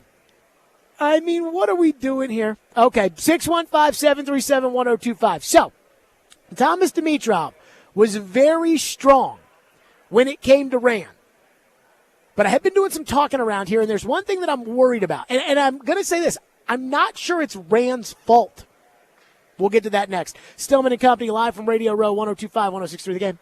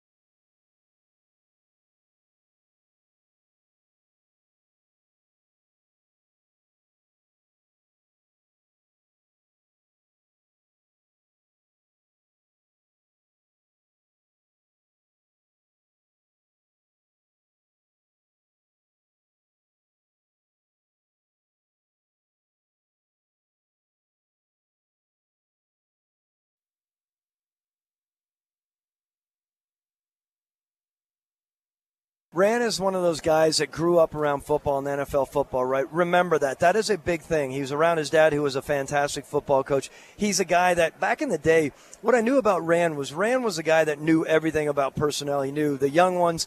He was just really good. He was very passionate about evaluating and about knowing what was available. Yes, 100% great guy. I know this is not about great guys in this league, right? Sure. You want winners. You want and Rand has the ability to win. He knows football. Give him a second chance. The fact that he's brought Anthony Robinson in here, A-Rob's got a really good eye as well. Those two guys are going to work really well together. I'm going to be very interested. I'm excited about your new head coaching hire in line with working with Rand, because I think that's going to be a really good mix versus what you guys went through last year. There you go. That was Thomas Dimitrov on our show earlier this hour talking about, hey, give Rand a chance. And I did promise that I would do that. And I hope I am wrong. And I hope I am wrong about this, with which I'm about to talk about, which is I've been doing a lot of talking here at the Super Bowl. And I was talking with somebody yesterday who covers the Vikings, right? And I was listening to the issues that they're having with their general manager in Minnesota. And then I see the story that came out on how Washington ended up with Dan Quinn as its coach. I mean, Dan Quinn might win the Super Bowl. I don't know. But I think we can all agree that Dan Quinn is probably not somebody that we would want to coach our team. Is that fair to say, Ian? Yes. Okay. So Washington ends up how? We all thought they were going to hire Ben Johnson. That ended up falling apart. How did that happen? And the more I read, and the whole key to what's reported here and what's reported there is really trying to get everybody's side of the story and then deciding what is actually true. And it's like I asked somebody, and it was in The Athletic, why was Mike Vrabel not up for the Washington job? Why would you hire Dan Quinn over Mike Vrabel? And so, well, Adam Peters is the general manager in Washington. He gets his shot. He comes from San Francisco. He's not going to want to hire a guy that couldn't work with Rand Carthon. But I think it's much actually simpler and maybe less, about Vrabel.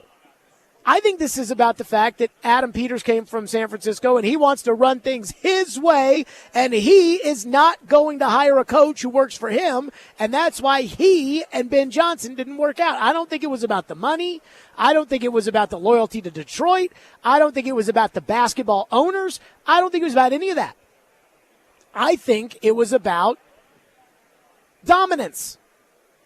And that, Peters wanted it one way. And so because of that, when they thought they had that guy locked in, it became a bungled search. They wanted Mike McDonald. They offered him the job. He went to Seattle. He got a 6-year deal. They lose out on Mike McDonald. So now you lose out on choice 1 and you lose out on choice 2. Plus, guys like Brian Callahan are already taken because their team's already locked him up. And that's how you end up with Dan Quinn. Stupid. And so that's Washington. Then there's Minnesota. And I was talking to a guy who covers the Vikings. And we were just, talking about, different things and teams and analytics and things like that. And apparently, Kwesi Adolfo-Mensah is the general manager in Minnesota. And apparently he was like the analytics guy in San Francisco. And so I was talking off the air. This was a guy we talked to yesterday about analytics, Matthew Collar. He covers the Vikings like as his day job, and he wrote that book and everything else. And he told me that the biggest problems that Adolfo-Mensah has are that, one, he's an analytics GM, but then in his first draft, he went away from all the analytics because he wanted to do what everybody else in the room wanted him to do. Like, he wanted to collaborate with everybody in the room. So instead of sticking to what got him hired with the analytics, he decided, you know what, if we're going to get along, was what I was told. And that he wanted to rebuild the team during year 1, and ownership apparently didn't want to do it. And so then that led to, confusion about where they were. Sound familiar? Does it sound familiar? So in the case of Adam Peters, a San Francisco guy coming from the personnel side, bungles the coaching search on day 1. Gets the job, all this fanfare. He had been the guy who people around the league were like, that guy is a big part of the brain trust in San Francisco. that guy right there is going to be a GM. He is going to be a great GM. He's a perfect GM in the making, kind of like the GM version of Ben Johnson. Bungles his first coaching search. Immediately, off the bat, boom, screws up. Now, we got the Vikings general manager screwing up the draft because he's listening to everybody and he's not making the picks himself because he's trying to work with everybody as opposed to, hey, that's great and I appreciate your input, but I'm the GM. Here's who we're taking.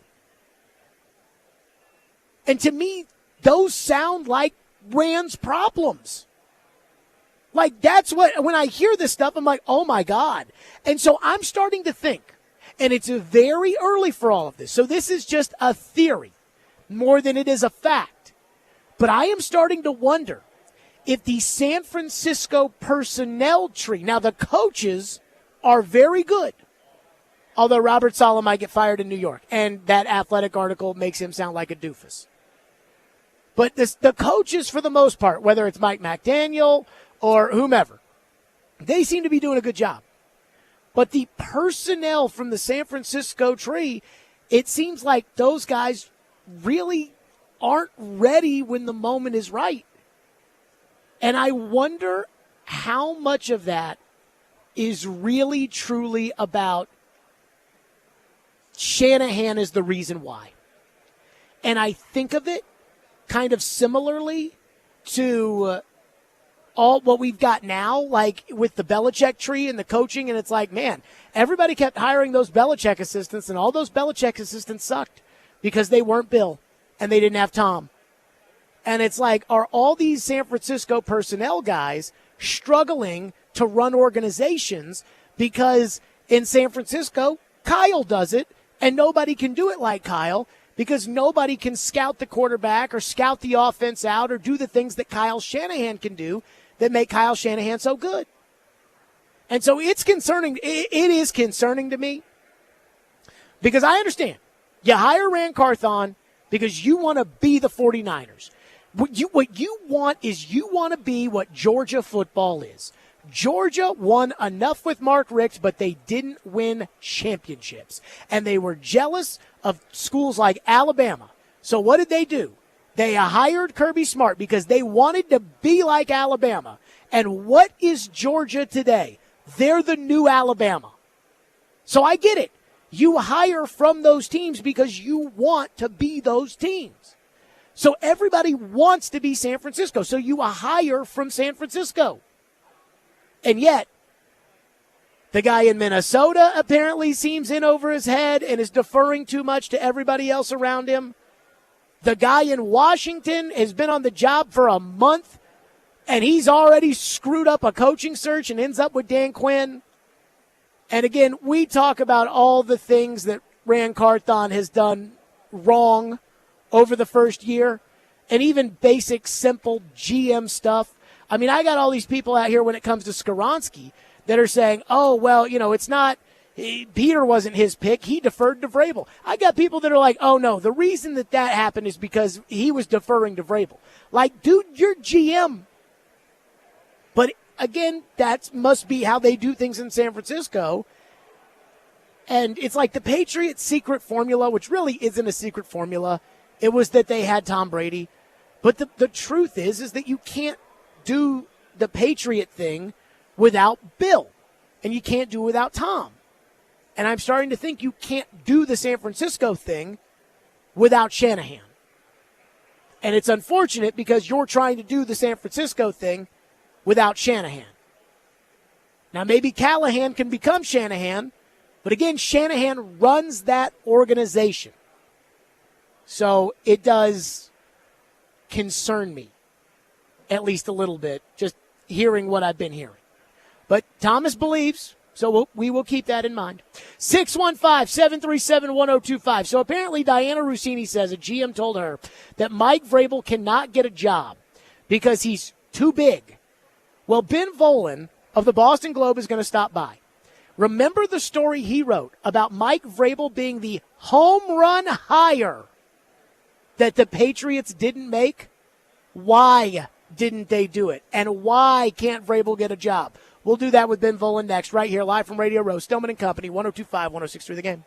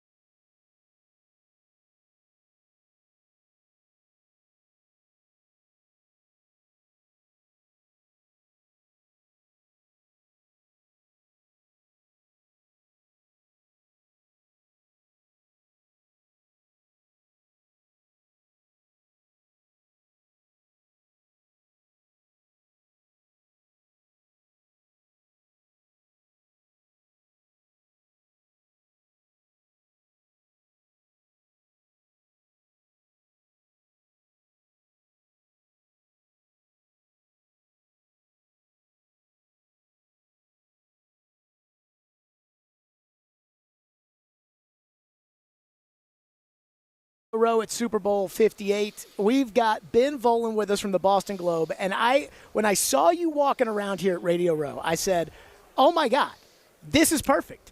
Because we have spent so much time talking about one little nugget and one big story that you wrote about Mike Vrabel when he was still the coach of the Titans, saying that he would be Robert Kraft's home run hire. We have dissected every single word that you wrote about that.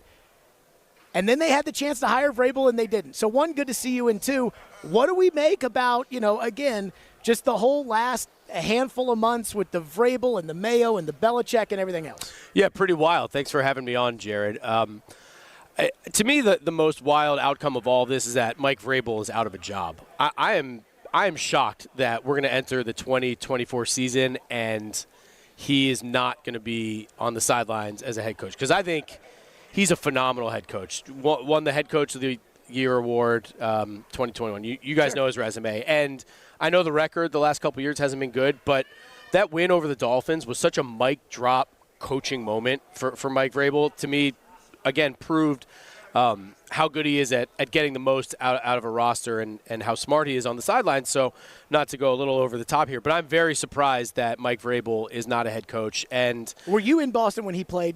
No, okay. I didn't get there until 2013. I never covered him as a player. But, yeah, I had heard as far back as the summer that the Krafts have always had their eye on Mike Vrabel. And this ceremony they're going to have with Vrabel at the halftime of the Bills game is like a real eyebrow raiser where, they played it off like, well, the fans voted him into the Patriots Hall of Fame, and so we're going to honor him like we do everyone else. And that's perfectly acceptable. And I thought it was a little interesting to see Vrabel, one team's head coach, at another game sitting with we've just never seen anything like that in NFL history. And so it certainly seemed like they were putting the full court press, the Patriots were on Mike Vrabel. And I think clearly there was a power struggle in Tennessee between him and ownership and the new GM. And here he is now out of a job. And I don't know if it's because he's too dominant of a personality, or he's too big. He's 6'4". Apparently, that will hurt you in NFL I'm gonna tell meetings you, now. Yeah, I did see that from Diana Rossini. I think Vrabel should have been fired. And tell me why. So I believe, and I called for Vrabel to be fired. Now I wanted to fire the GM too, and they didn't do that. I wanted to start fresh. I think Vrabel is a good coach, and I've said this, and I'll tell you right now, he hates me, but I thought that Vrabel's inexperience before getting the job made it very difficult for him to hire good coaches. And so I don't think he managed the coaching staff very well. Arthur Smith leaves, goes to Atlanta. They bring in a bozo as the offensive coordinator. Vrabel won't fire him because he's loyal to his coaches to a fault. Me and him got into it over the special teams coach. You talking about Downing or Kelly? Downing. Special teams coach Ackerman, he and I got into it, in January of last year. I'm saying, why didn't you fire the guy? And he's telling me that they're third in the league in net punting, and then they get 2 punts blocked and the punter's leg broken, and then he fires the coach in the middle of the season. The offensive line coach had no experience. To be completely frank with you, Vrabel to me is Belichick, but 30 years younger. And that's what this would have been. Again, problems with the coaching staff, arrogant. Vrabel. I believe Vrabel needed to go. I'm shocked Vrabel doesn't have a job because, again, I think the national perception of Vrabel is that he is some just great coach and that the Titans were lucky to have him and the Titans were stupid to fire him. And that may be true, but, again, it wasn't like these teams were jumping up to go hire Vrabel, which, again, takes me to the Patriots. Ben Volen's with us from the Boston Globe. How did it go from home run hire to they had the chance to hire him and they didn't? That's a great question. And in looking at what the Patriots have done this offseason, so first of all, I reported that 2 people surrounded close to the Patriots have said that it was the feeling inside the building. Excuse me, I'm that sorry. It was their feeling that Vrabel would be the Krafts home run hire, that the Krafts have always kind of had an eye on Vrabel. To me, it's the perfect fit. Former player who won 3 titles with them. Sure. He's an experienced coach. Has the command of a former player, but also, to me, now has some good coaching experience. So it would have been, to me, the perfect hire.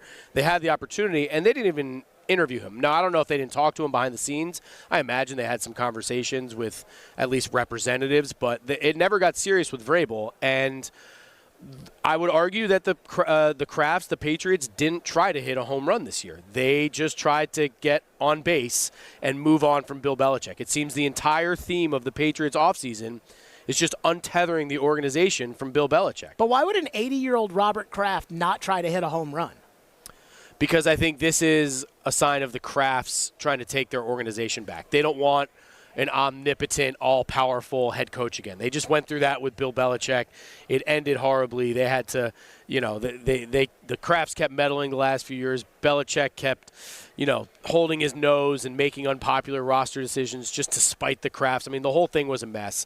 And I think, frankly, across the league, you're seeing teams preferring younger coaches, cheaper coaches who are more willing to take direction, not be the all-powerful coach, the czar of the football operation. So I think the Patriots, I think one thing about Gerard Mayo that they like is he's a young, let's call him a malleable coach. He's willing to take direction, and ownership, you think this is the right way? Sure, why don't we give it a shot? I think Gerard Mayo is probably a guy who's more in the position to be happy to be there, and I don't think Mike Vrabel would have been that for the Patriots. Is there any chance, Ben, with your report about the home run hire, Robert Kraft, is there any chance that there was a difference of opinion between Robert Kraft and Jonathan Kraft as to do we do what we say we're going to do with Mayo, and do we go after Vrabel? Yeah. I think they had significant conversations around what you just said. And honestly, I do think the price tag factors into it because you're paying off Belichick. I'm sure that wasn't cheap. And then with Mayo, they put this succession clause in his contract to allow them to just name him the coach without having to go through a whole search. If Mayo doesn't get that job, they have to buy him off as well with another payment that's not offset. So that's two coaches you're buying off. Sure. Then you're paying Vrabel and an entire new staff. So I do think the finances played a big part in it, and I don't think the Patriots are the only team in the league who's preferring to spend less on coaching staffs this year. You see a lot of, first-time head coaches, guys probably on the lower end of the coaching salary scale, and it does seem like the owners of these teams are trying to take back control of their franchises. They want more of a top-down model instead of having like the one coach personnel football czar. So I think that's worked against guys like Belichick and Mike Vrabel, and you look at the league, only Jim Harbaugh is the only one of those guys who really got a job this offseason. Do you think that they considered Vrabel? I mean, I know that, it was a weird couple of days there, right? Vrabel doesn't get fired on Monday when they wanted to fire him. He gets fired on Tuesday. Bill, I want to say, got fired on like Wednesday or Thursday. I mean, it was a drag out of, are they actually going to do this with Belichick or not? And then they fired Belichick, waited about a day, and then made Mayo the coach. In that little interim, do you think there was any chatter about, do we go after Vrabel? Do we go with Mayo? Or do you think that maybe midway through, because again, your story came out, say, in October, that Vrabel was kind of the home run hire there. Do you think their mind was made up before Vrabel got fired? Sure. I think they probably knew which way they were leaning at that point, that it was going to be Mayo. But the fact that it took a couple days, well, I don't know. I think they were more negotiating with Belichick, negotiating a buyout with Belichick than truly. I think they probably at that point knew they were going to turn to Mayo. They probably knew Vrabel's asking price. They had to at that point. And I think Vrabel was probably a little too opinionated for what the Crafts wanted. Vrabel is a very strong-willed head coach. He's a very confident man. He's a jerk. Well, and I you don't say mean that. Not I me. don't mean that in a bad way. Like, I'm just saying, like, Vrabel's an a-hole. Like, that's just Taylor who he is. Lewan went on his podcast, or he was on the Rich Eisen show the other day, and he said Vrabel's, made a joke about how big Vrabel's ego is, and I think that he probably hit on something. Only to be eclipsed by Lewan's. So I think, these owners didn't necessarily, I think they want to trend away from that model and see if they can work with guys who are, they'll call them collaborative, I'll call them younger and cheaper. Sounds kind of like baseball managers. Ben Volen from the Boston Globe. Ben, thank you so much for your time. I cannot tell you how many ways we had to skirt around your paywall at the Boston Globe in order to read your story, which we did at length many times during the year. Well, I appreciate that. Very humble. Thank you very much, Jay. No, Ben Volen, Boston Globe. We roll along 102.5, 106.3 The Game. I know back in front of the score. The Predators Tigers have reached the All-Star break and are fighting for a playoff spot. Look, they're in the mix. They just need something to click with some of the young guys. What will the second half bring? Could they be active at the trade deadline? One thing I would be vehemently against is buying a lot at the deadline. Well, let's talk about Askarov, right? Because could he be a star goalie in this league? Yeah, I think he's got a chance to, but we don't know. Stay with us for all the latest on your home for Smashville. 102.5 and 106.3 The Game. ElectronicExpress.com. We make it happen. For facility managers, the new year is a time for new beginnings. Let Lee Company be the solution to your HVAC, plumbing, and electrical challenges. With us, all you need is a promise. Enjoy your family time while we ensure your facilities run like clockwork. Happy New Year from your dependable partners at Lee Company. Visit LeeCompany.com today. That's LeeCompany.com.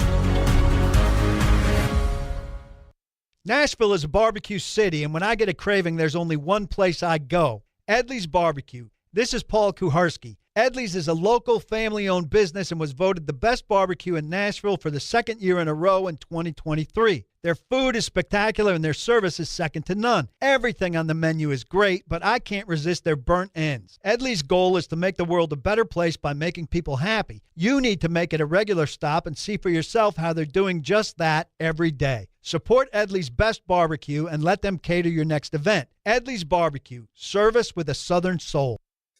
Hi, I'm Steve Lehman. Stay tuned to 102.5 The Game for your chance to win tickets to an upcoming Belmont basketball game. Call in to Morning Drive with Robbie and Rexroad this week for your chance to win a 4-pack of wristbands to the National Wild Turkey Federation Convention at Opryland, February 14th.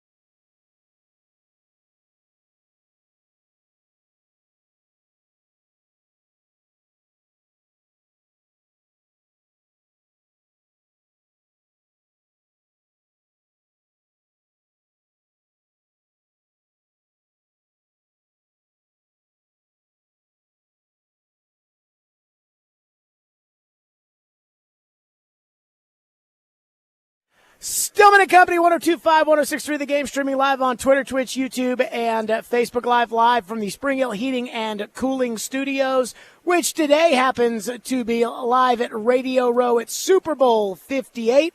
And our coverage live from Radio Row at the Super Bowl is presented by the Nashville Sheriff. The Nashville Sheriff is hiring correctional officers.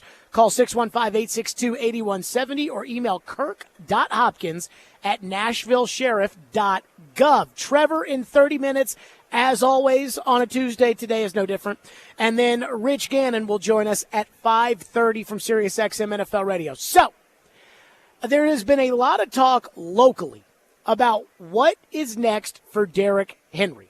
Where is Derrick Henry going to go?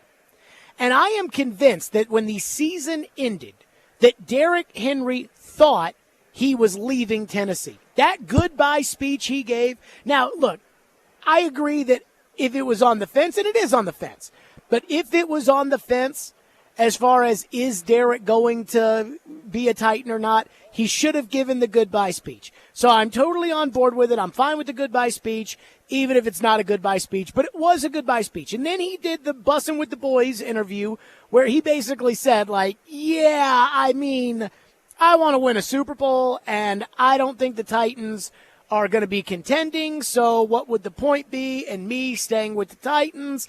And I get it. But at the end of the day, football is a business, and this means it's a business for everybody, including him. And he even said that in his Bussin' with the Boys interview, that there is a business element to all of this. And the more and more I think about how many running backs are going to be on the market this year, whether it's Ezekiel Elliott or Tony Pollard, or it's a huge free agent crop, and the fact that Derrick is not a one-size-fit-all running back that can work for every team, the more I think he's probably most valued in Tennessee.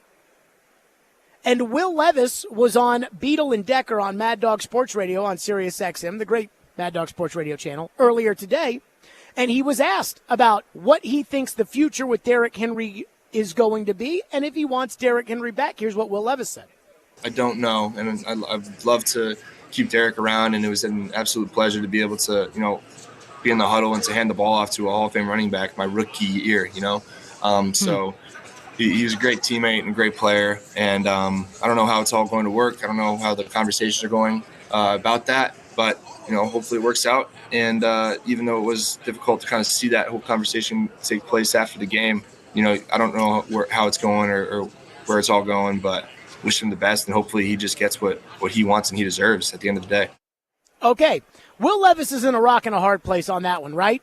He's friends with Derrick Henry for all, and he wants what's best for Derrick Henry, and he certainly doesn't want Derrick Henry thinking that he doesn't have Derrick Henry's interest in mind. But I think it's pretty obvious there that he wants to have Derrick Henry back. And that's why I really am starting to think that the only respectable deal that will be out there for Derrick Henry is going to be from the Titans. And I think about all the people involved here, whose opinion matters, right?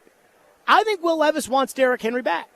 Now, how much does his opinion matter? I don't think it matters that much. But again, he is somebody who they have to think about and say, all right, we want to make this, we want to build this around Levis. We want to do what's best for Levis. And having Derrick Henry, who can run the football, I think is a big part of that. Then there's Peyton Manning, who was talking at the Pro Bowl to Jim Wyatt, that said Derrick Henry's going to love Brian Callahan. Brian Callahan's going to love Derrick Henry. We had Solomon Wilcots on earlier today, who was like, let me tell you something. Bill Callahan is going to want his team to run the ball.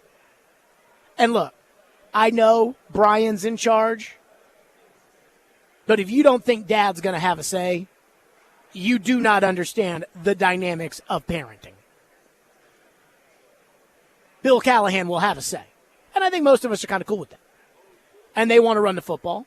We know Tajay Spears is going to be a big part of the offense, but I think most of us believe that Spears needs another back with him. That it can't be Spears running the ball like Derrick Henry and then bringing in Jeremy McNichols. Like, it has to be Spears and so you need that second guy anyways. And then I think about the owner. First of all, I believe the GM is the kind of guy who would value Derrick Henry as a running back because he was a former running back, would value Derrick Henry as a player because he's a player. And we talked about this yesterday, about how Chad Brinker could not stop talking on that podcast about how great Ran Carthon is. And it was almost felt forced. It's like the Titans are battling this PR war about the people that are anti-Ran Carthon. And I would say, to get a lot of the fans on your side, bringing Derrick Henry back won't hurt. But the real thing in all of this is, where's the money outside of Nashville for Derrick Henry? Now, I could see some nerd in analytics coming back and saying, I don't see what the point of going and adding Derrick Henry at $8 million is when we can take the money that we would give Derrick Henry and we can split it amongst 3 different players and we can get the same yards per expected average carry over under by, I could see that. But I can't imagine the people who run the Titans listening to that nerd and saying, okay, the computer says we don't need Derrick Henry. I can't see that. Every other team in the NFL, I could see that. I could see every team in the NFL saying, hey, we'd like to have Derrick Henry. He's a great guy.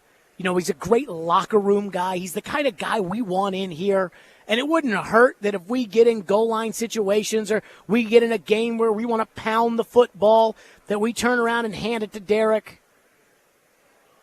But we can also get that in the 6th round out of Sheboygan State.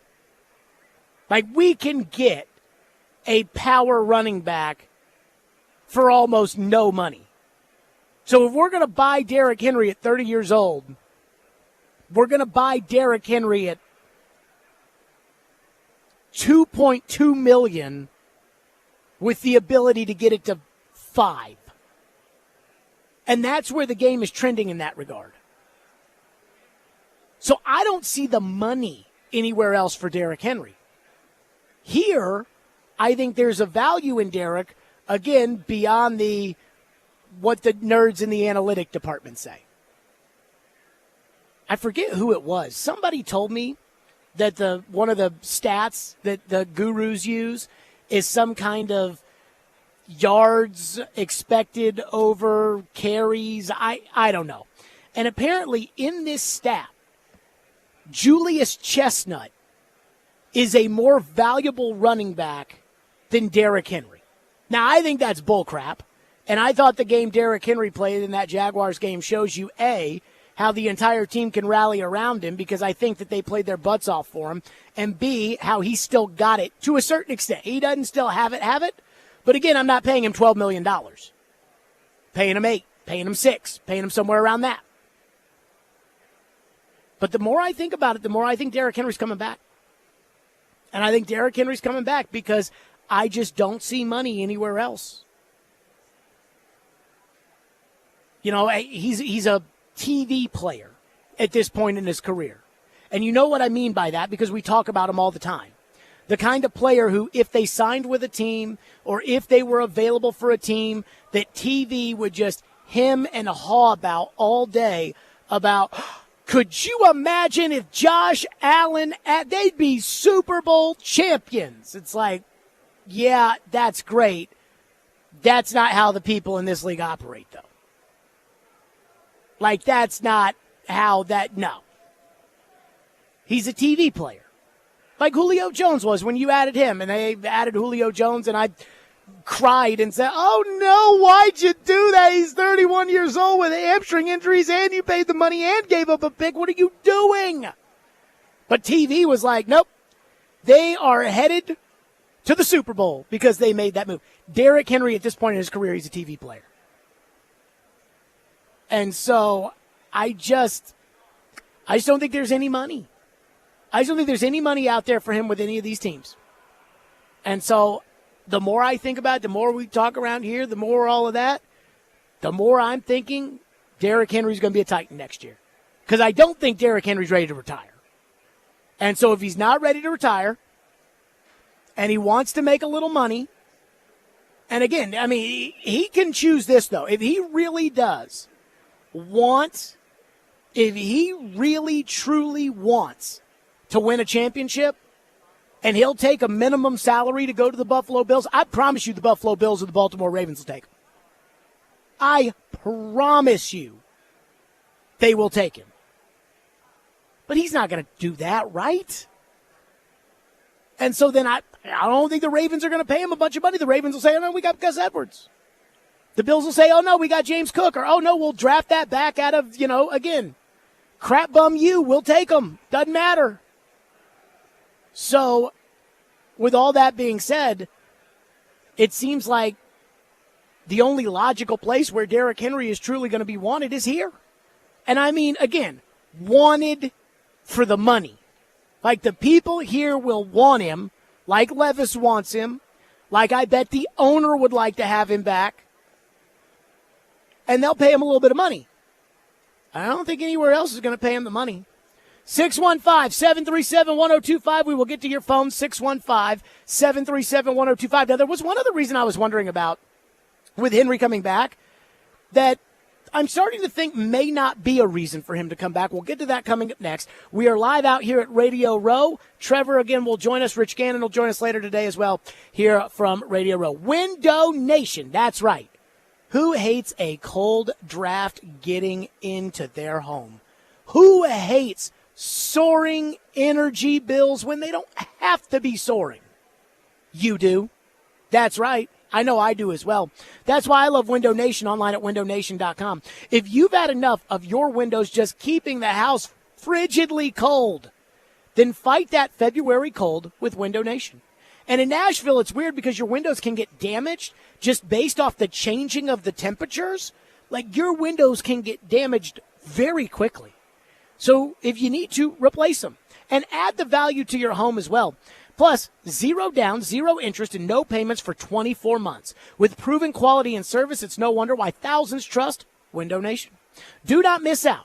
Again, that's 0 down, 0 interest, and no payments for 24 months and replacing those windows with Window Nation. Do it today. Call 866-90NATION or visit windownation.com to schedule your free in-home estimate.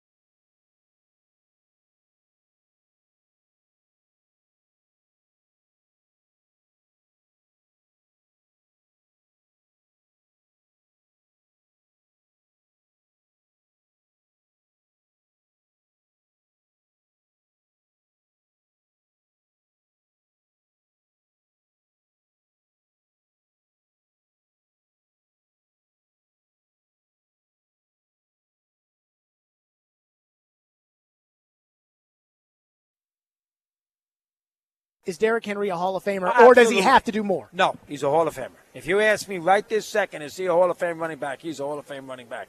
I love Henry. I know he didn't, he did not perform it, did not play in a Super Bowl. He's a great all-time back. He's done it long enough. Yes, I think Marshawn Lynch is a Hall of Famer too. Now, he may not make it, but I do think that Henry's a Hall of Fame back. He could, in my eyes, no, I don't vote, obviously, but in my eyes, if he never played another down, I'd put him in the Hall of Fame. Okay, that was Mad Dog on our show yesterday, Mad Dog Russo. And I actually was a little surprised to hear that. Now, again, as Dog said, he doesn't vote on it, but I do use him as a barometer for Hall of Fame type stuff, right? Like, Mad Dog, he's been around long enough. Now, when you throw Marshawn Lynch in there, I got to disagree. But it's like he's been around long enough that he talks about the old guys, so he knows. And so for him to say Derrick Henry's a Hall of Famer, that might mean that Derrick Henry's probably going to get in the Hall of Fame. And I thought one of the reasons that it might make sense for Derrick Henry to stay with the Titans is because if he passes Eddie George and becomes the franchise's all-time leading rusher, that's not nothing, right? And you would say, well, Eddie George has that, and Eddie George is in the Hall of Fame. Right, but Eddie George doesn't have a 2,000-yard season. Eddie George doesn't have 2 rushing titles. Eddie George doesn't have, 4 top 3 finishes or whatever it is for Derrick Henry in the rushing title. I mean, Derrick's got a resume now, and that is a notch in the resume if they do that. So Kaharski texted me during the last segment when I was talking about how I just don't think there's going to be money from these other teams for Derrick Henry, and he said, you're offering zero reason why some other team won't pay him. I don't think they will either, but say why. Ian, what do we think of Paul Kaharski's ombudsmanship there? Did I not lay out why Derrick Henry's probably not going to get money from these other teams? You mean just the running back market in general? Being flooded with free agents? Well, didn't I say that, Derrick is not a one-size-fit-all back? There's going to be a ton of these running backs to get out there. Mm-hmm. These teams think they can get the same guy out of, Sheboygan State. I made all those points. Yeah, I think most teams kind of feel that way. I mean, I'm going to tell you right now, the Buffalo Bills would love to have Derrick Henry at their price. Yeah, I do think there are lots of teams that would love to have Derrick Henry at their price. Yeah, just like Hopkins. Yes, we'd love to have you for no money. Well, I was making $10.5 million last year, and I've got an offer for $6.5 or $8.5 to Tennessee. And if let's say the Titans offer him $8 million, which would be an overpay. But again, there's a lot of sentimental value in Henry. There's leadership value in Henry. You're the GM, and you want the fans off your back value in Derrick Henry. Well, the first thing you're going to do is you're going to incentivize the crap out of that contract. So when he signs, it'll be a 1-year deal up to $12 million.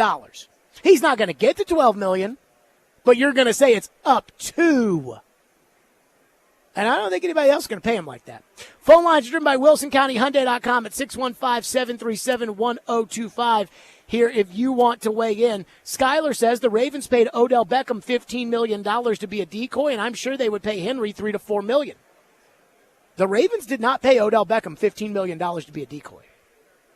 They also did not pay Odell Beckham $15 million to be a number 1 receiver. They paid Odell Beckham Jr. because Lamar Jackson needed something to go back to the public and say, I won on this. And one of those things was, remember, again, Lamar wanted the fully guaranteed contract. And if he didn't want the fully guaranteed contract, which he says he didn't want the fully guaranteed contract, but I don't believe, I will never know the truth. Because I believe the truth is he wanted the fully guaranteed contract, and he thought he could get it, and he was trying to play every card that was dealable to him. He was trying to play it on the Ravens, but the Ravens had the ultimate trump card, which was the ability to match any contract on the non-exclusive franchise tag. But Lamar had that egg on his face of wasting everybody's time and all this here and there or whatever, that he had to come away with something that he could say, well, I didn't get the fully guaranteed contract, public, but I didn't lose either because I got XYZ. And that's Odell Beckham. It was like I needed better receivers, and they got me better receivers because they added Odell Beckham, who was not a good player anymore. But you know what he was? A TV player.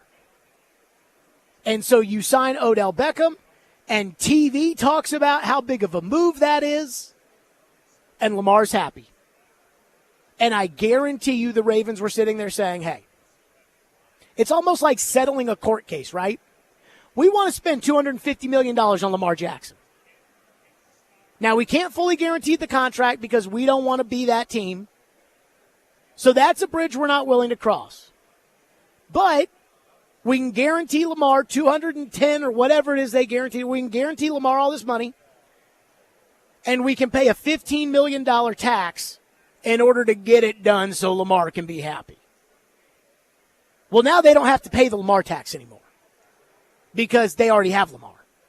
So if they were to give Derrick Henry a bunch of money, that would be, again, not to be a decoy, but that would be to make Lamar happy. Well, they don't have to do that because Lamar's already signed.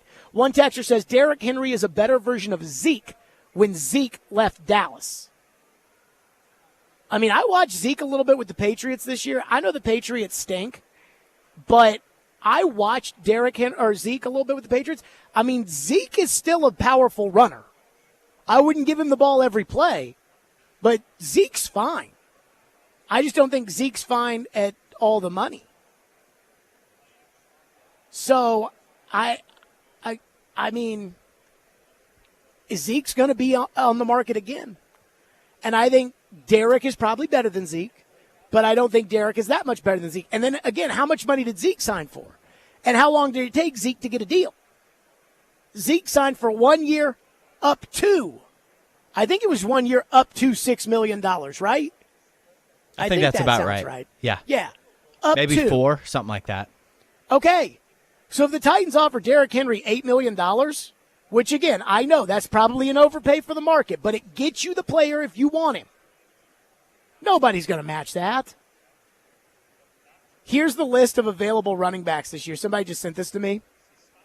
A.J. Dillon, Latavius Murray, Antonio Gibson, Chase Edmonds, Melvin Gordon, but he sucks. Zach Moss. Zach Moss, not bad. I mean, he's not as good as the Titans made him look, but he's not bad. Dalvin Cook. I thought there were better running backs who were going to be in the market. I do know, aren't all those guys that got franchise tag, like Josh Jacobs? Yep, Saquon, Josh Jacobs, Barkley, Eckler, Henry, DeAndre Swift, Tony Pollard, Gibson, J.K. Dobbins, Zeke. They sent me the bad lists. Singletary from Houston, Zach Moss, A.J. Dillon, you said, Clyde Edwards-Helaire, Gus Edwards, Damian Harris, Kareem Hunt, Deontay Foreman. So there's a bunch, especially at the top there. I mean, Saquon, Josh Jacobs, Austin Eckler, Derrick Henry, DeAndre Swift, Tony Pollard, J.K. Dobbins, Zeke. I mean, that's a lot. So I'm supposed to believe that Derrick Henry's going to get a lot of money? I mean, and again, one of the teams playing in the Super Bowl drafted their running back in the 7th round. And other teams noticed that. Trevor will join us next. Let's get Trevor's reaction to the hiring of Bill Callahan. Trevor was in Washington when Bill Callahan was the offensive line coach there. He knows what Bill Callahan's going to want to do. And we'll get Trevor's thoughts on what that means for the Titans offense, what that means what they may do in the draft, and, of course, what that means they may do with Derrick Henry. 615-737-1025 is our phone number, 615-737-1025 here on our program if you want to weigh in. Oh, it was a two photo list, and I only looked at the second photo. Oh, there you go. That's why. Let me tell you something. It's been a long day for me. They don't have any water here. Like, I went down to go get a water, and I looked at Jim Wyatt. I said, they have water? He said, nope, no water. So I'm drinking a Pepsi Zero Sugar, and I really try not to drink caffeine. I'm drinking a Pepsi Zero Sugar because they don't have any water here. So it's one of those days. Trevor next. 615-737-1025. That's the way I'm excusing me being an idiot. Twice Daily. I love Twice Daily. It is my spot, and I guarantee you Twice Daily's got water. You go to a Twice Daily, they got tons of water, every brand of water. They're great. Twice Daily, by the way, has your chance to win a dream trip to Italy. That's right. It's easy, too. All you have to do is join the Twice Daily Rewards program and purchase a made-to-order Italian sub, and you'll be entered in the Twice Daily sweepstakes to win the Italian trip of a lifetime. Every sub purchase is a chance to win. Or place an Italian sub mobile order for double entries. Visit twicedaily.com, visit Twice Daily today for the chance to win a dream trip to experience the breathtaking beauty and rich history of Italy. Go to twicedaily.com/sweepstakes for more info.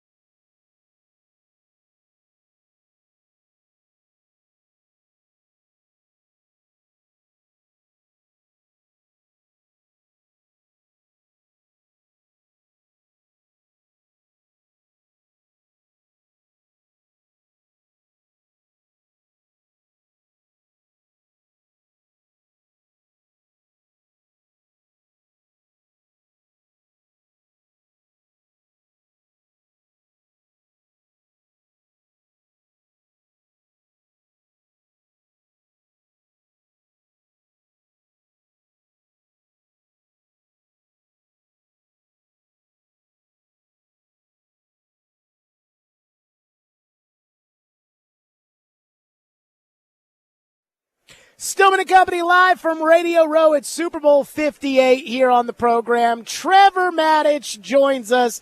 Trevor texted me today, and he said, Jared, I know you're at the Super Bowl, so do you still want me to come on the show? And I'm like, Trevor, are you crazy? Do you think who at Radio Row at the Super Bowl do you think we'd rather talk to than you? I appreciate that because you've got a bunch of big stars coming by, and you're mixing it up with those guys pretty good. So I'm just sitting here in Nashville listening to everything that's going on, and I'll tell you what, I am excited for you guys that you're in the belly of the beast in Las Vegas, soaking up all the energy that the NFL has to put out during the Super Bowl week. That's exciting. There you go. Trevor, by the way, is presented by Houston Clinic Orthopedics, when experience matters, and by ESPN Bet Sportsbook. So, Trevor, let's start with this. Bill Callahan, right? He was in Washington when you were in Washington, I believe, and he is now going to be the offensive line coach of the Titans. Charlie Weiss said when Brian Callahan got hired that no team in the NFL would ever block an assistant coach dad from coaching with their son. So Bill Callahan takes over as the offensive line coach. Now that we know that's official, what does this mean for what has been a terrible, terrible offensive line for the last 2 years for the Titans? It is absolutely fantastic. The offensive line has been terrible. And the thing about NFL football players, college as well, is that fruit on the tree, proven success from the coaches that are telling you what to do is important. You know, a lot of times there's a young coach, you're not sure if he's going to be good or not. He's telling you things, but you haven't seen him succeed. And if things don't go well early, doubt creeps in. But with Bill Callahan, there is absolutely no doubt of any kind among anybody on that team, especially any offensive lineman, that what he's telling them to do works. And they need to buy in without reservation.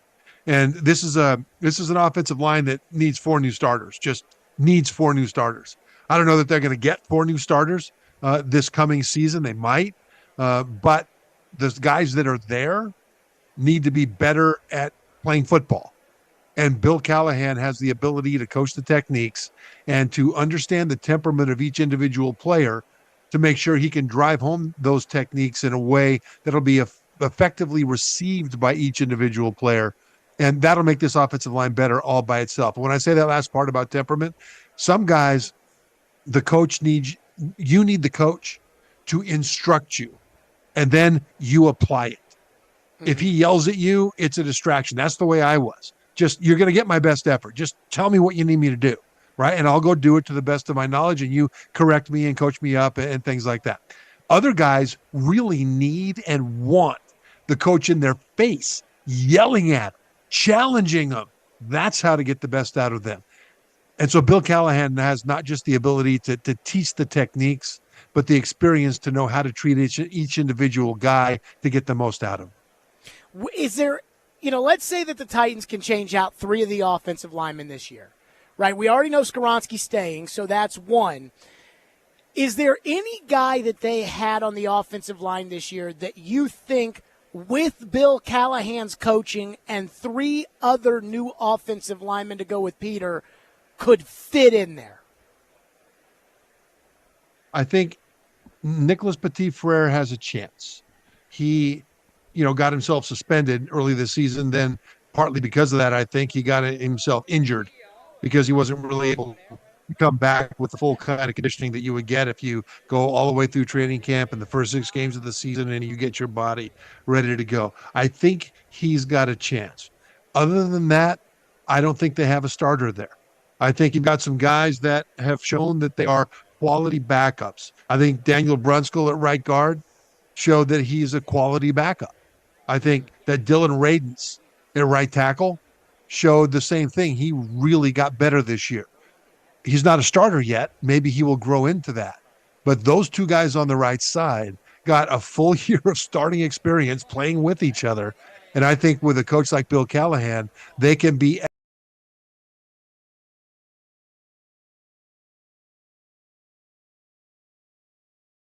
I trust, and that's Skoronski.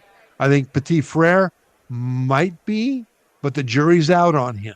So other than Skoronski, if they replaced everybody else, it wouldn't really bother me that much.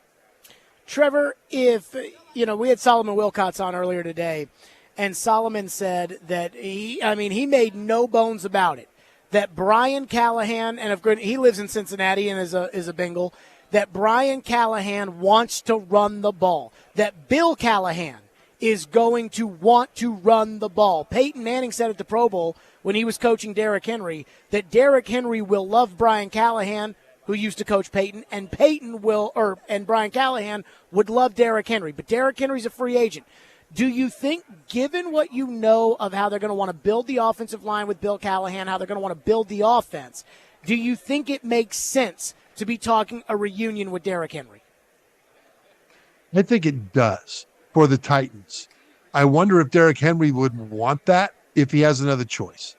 During the season before the trading deadline, I would have loved to have seen the Titans trade Derrick Henry to the 49ers so he could be their battering ram, take some reps off of Christian McCaffrey. Now, it turns out the 49ers were in the Super Bowl anyway, didn't really need it. But I thought Derrick Henry earned the opportunity to be on a team that can challenge for the Super Bowl. And this team, if they challenge for the Super Bowl anytime in the next 3 or 4 years in Derrick Henry's remaining outstanding years, as far as we can predict, I'd be surprised. So if I'm Derrick, if I'm prioritizing that ring, I'm kind of wanting to go somewhere else because he also knows he's got one starting caliber offensive lineman in terms of talent that he can rely on this team. And so it'll take a while to build that up. Now, from a Titans standpoint, I'm wanting him to stay here. It would have to be at a lower price, but I want him to stay for all the reasons that you have talked about in the past with Will Levis as the young quarterback. Best friend of a young quarterback is an outstanding running game, right? Well, the Titans didn't have an outstanding running game. They had an outstanding running back, but the running game wasn't there. But see, I think that with the offensive line improving, with getting better receivers in there, with development of Will Levis at quarterback, these are all things that we're just sort of anticipating right now. They're sort of hypothetical. We need to see them before we can actually count on them. But then when you've got a back like Derrick Henry, it enhances the passing attack. Brian Callahan, a head coach, is outstanding at applying the passing attack. He knows what a great passing attack can do.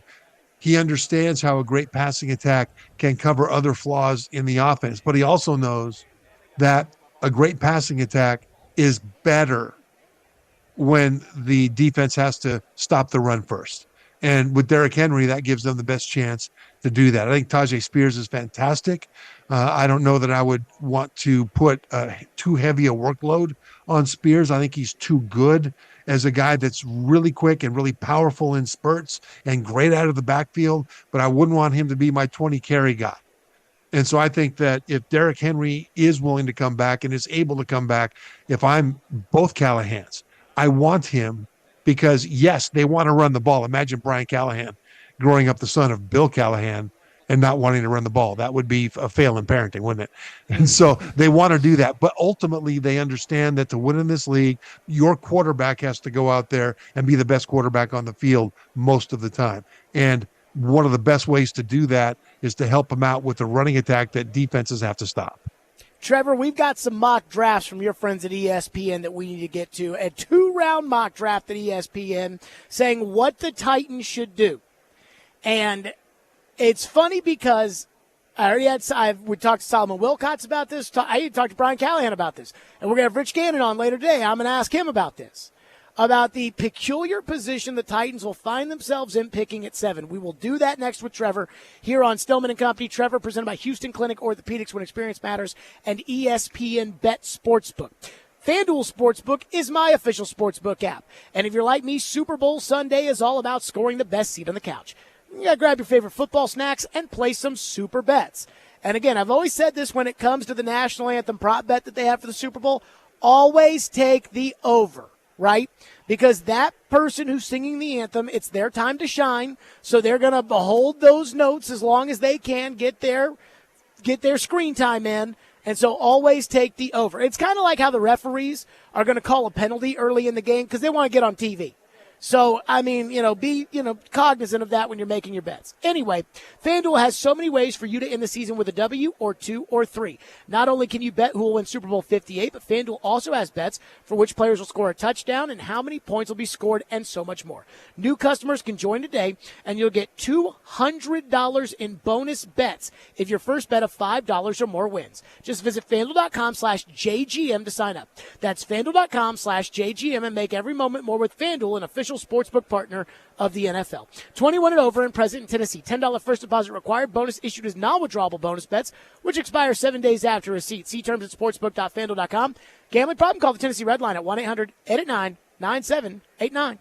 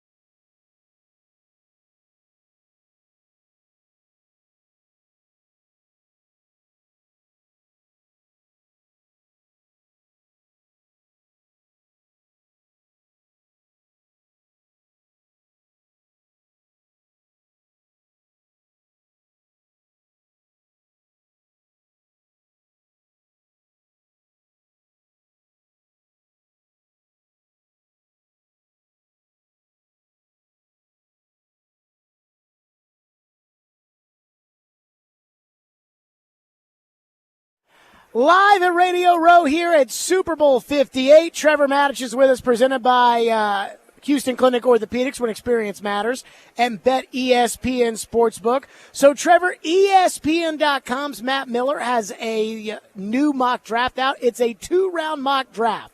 And so the Titans, with the 7th overall pick, take Joe Alt, the tackle out of Notre Dame. We've talked about him a lot. Now, they do have a run on receiver, right? It goes quarterback, quarterback, quarterback, which I think a lot of us are expecting. Then Marvin Harrison Jr., Malik Neighbors, and Roma Dunze, 4, 5, 6, before the Titans get to Alt at 7. Then in the second round, and again, this is a 2-round mock draft, which is kind of crazy before the Super Bowl's even over to have that. He's got the Titans taking A.D. Mitchell, the wide receiver out of Texas. So, Trevor, with that, I want first, let's just go ahead and get your thoughts on if the Titans go Alt and Mitchell with those 2 picks. How would you feel about that? I feel great about that. Alt will be a rock at left tackle for a decade, right next to Skoronski. It'll be, once they both get fully up to speed, one of the best left sides of the offensive line of the entire NFL. A place where if it's 4th and 1, you're going to run there. A place that the quarterback knows if it's 3rd and 12, he doesn't have to worry about those guys getting beat on their blocks. I mean, it would be a solid left side. And Mitchell, he's a big guy. He's like 6'4", about 200 pounds. And he played at Georgia before he transferred to Texas. And at both places, he was a terrific deep threat. He could get down the field, take the top off the defense, and then track the ball and finish the catch, even when he's being covered down there. So they need both, Tennessee does. And I think if they took those 2 guys, I wouldn't have a problem with it at all. Okay, now on the front of the 3 receivers going at 4, 5, 6, do you really think that that's going to happen? And that would mean no defensive players and no offensive linemen and no Brock Bowers going before the Titans pick at 7. And if you're the Titans, is there a defensive player in this draft that you would value more than the left tackle, or would you value Brock Bowers perhaps more than the left tackle? There is not a defensive player. I don't think there is a cover corner that I would take where the Titans are picking at number 7. And, you know, there's a couple of guys that'll be very, very good. A lot of people think Terrion Arnold of Alabama could be in that range as a cover corner. And anytime you get a cover corner, it's great. Always think of it this way, that this is a quarterback league. So you want a quarterback that'll play better than the other guy's quarterback. There's 2 ways to do that. One is you have a better quarterback. The other is your defense disrupts the other quarterback. And having a cover corner is what to do. I think the Houston Texans showed what to do in this last draft. They took their quarterback, C.J. Stroud. Then I think it was with the next pick, they took a pass rusher to disrupt the opposite quarterback in Will Anderson Jr. And they went to the playoffs this year, and both those guys had good years. And so I think that right now, offensive line is where I would want to be, as long as the grade is worth the pick. Although any of those 3 receivers that are listed ahead of them, any of those 3 guys would be another game changer. And if they went there at number 7, it wouldn't bother me. I think I would kind of rather trade out of that spot, because there are so many receivers available and so many offensive linemen available that they still will be able to stock players that will start for them and play well for them if they trade out of that number 7 position, as long as it's the right spot. I'm glad you brought that up, Trevor, because, again, I don't have any opinion on this stuff. We haven't even gotten to the combine yet in terms of what guys, physically, what they check in at. We got a little Senior Bowl here, but we haven't totally gotten to that. I almost think trading out of that pick, if they can't get, say, Roma Dunze or Malik Neighbors, because I think both of those guys may be, impact elite wide receivers that, as we learned with A.J. Brown, don't come around every year. But if they can't get one of those guys, and I'm sure Alt's going to be a great left tackle, I think there will be other people that can play left tackle adequately that they can trade back in on. This team has so many holes, Trev, that I think a trade out might be the most advantageous thing to do, to pick up either another first-round pick in next year's draft, second-round picks in this year's draft, third-round picks in this year's draft. They don't have a third-rounder. They trade it for Levis. I find the trade-out option to be very attractive in this year's draft. I agree, Jared, and the reason is because of the depth at the positions that the Titans need desperately. Offensive line depth is fantastic, and not just at tackle. They've got some outstanding choices at center and at guard as well. That'll be late first, early second round picks. And then some guys in the third round that should be able to come in and play for this team also. Wide receiver is very deep. And there's some interesting things that happened at the Super Bowl, I think, that might play into the Titans' hands at wide receiver. One of them is Tez Walker, wide receiver for North Carolina. I think he's one of the theoretically best deep threat wide receivers in the draft. He didn't play the first half of the season because the NCAA didn't let him because of a transfer rule situation. Then they let him come on and was fantastic for North Carolina. But at the Senior Bowl, he was just awful. He was just terrible. I don't think he's as bad as he showed in the Senior Bowl. I think now that will make him be drafted lower, second round, third round, etc. And if you're able to get him down there and you think you can coach him up, then you're going to get a great value, even a potential first-round talent later in the draft. The reason I say this is that there's so many receivers available. There's so many offensive linemen available, and corner is also pretty deep, and this is a position that the Titans need as well. If they were to trade back, they're still going to get a starting caliber offensive lineman and probably the most dynamic receiver on their roster if they trade back and don't take either one of those guys at number 7. Mm-hmm. Trevor Maddich is with us. We touched on it a little bit. Again, in the Matt Miller mock draft, they don't have Brock Bowers going before the Titans pick at 7. I mean, Trevor, I've never evaluated tight ends before. I've never evaluated players before. I'm not a GM. I think Brock Bowers is pretty freaking good. And I know that tight end is not as valuable as wide receiver, but both of these two teams playing in the Super Bowl got really good tight ends, Trev. And so I think about Brock Bowers. I mean, Chig Okonkwo is not Brock Bowers. What do you make of Bowers as a potential pick in the draft? I think Bowers is a game changer, an absolute game changer.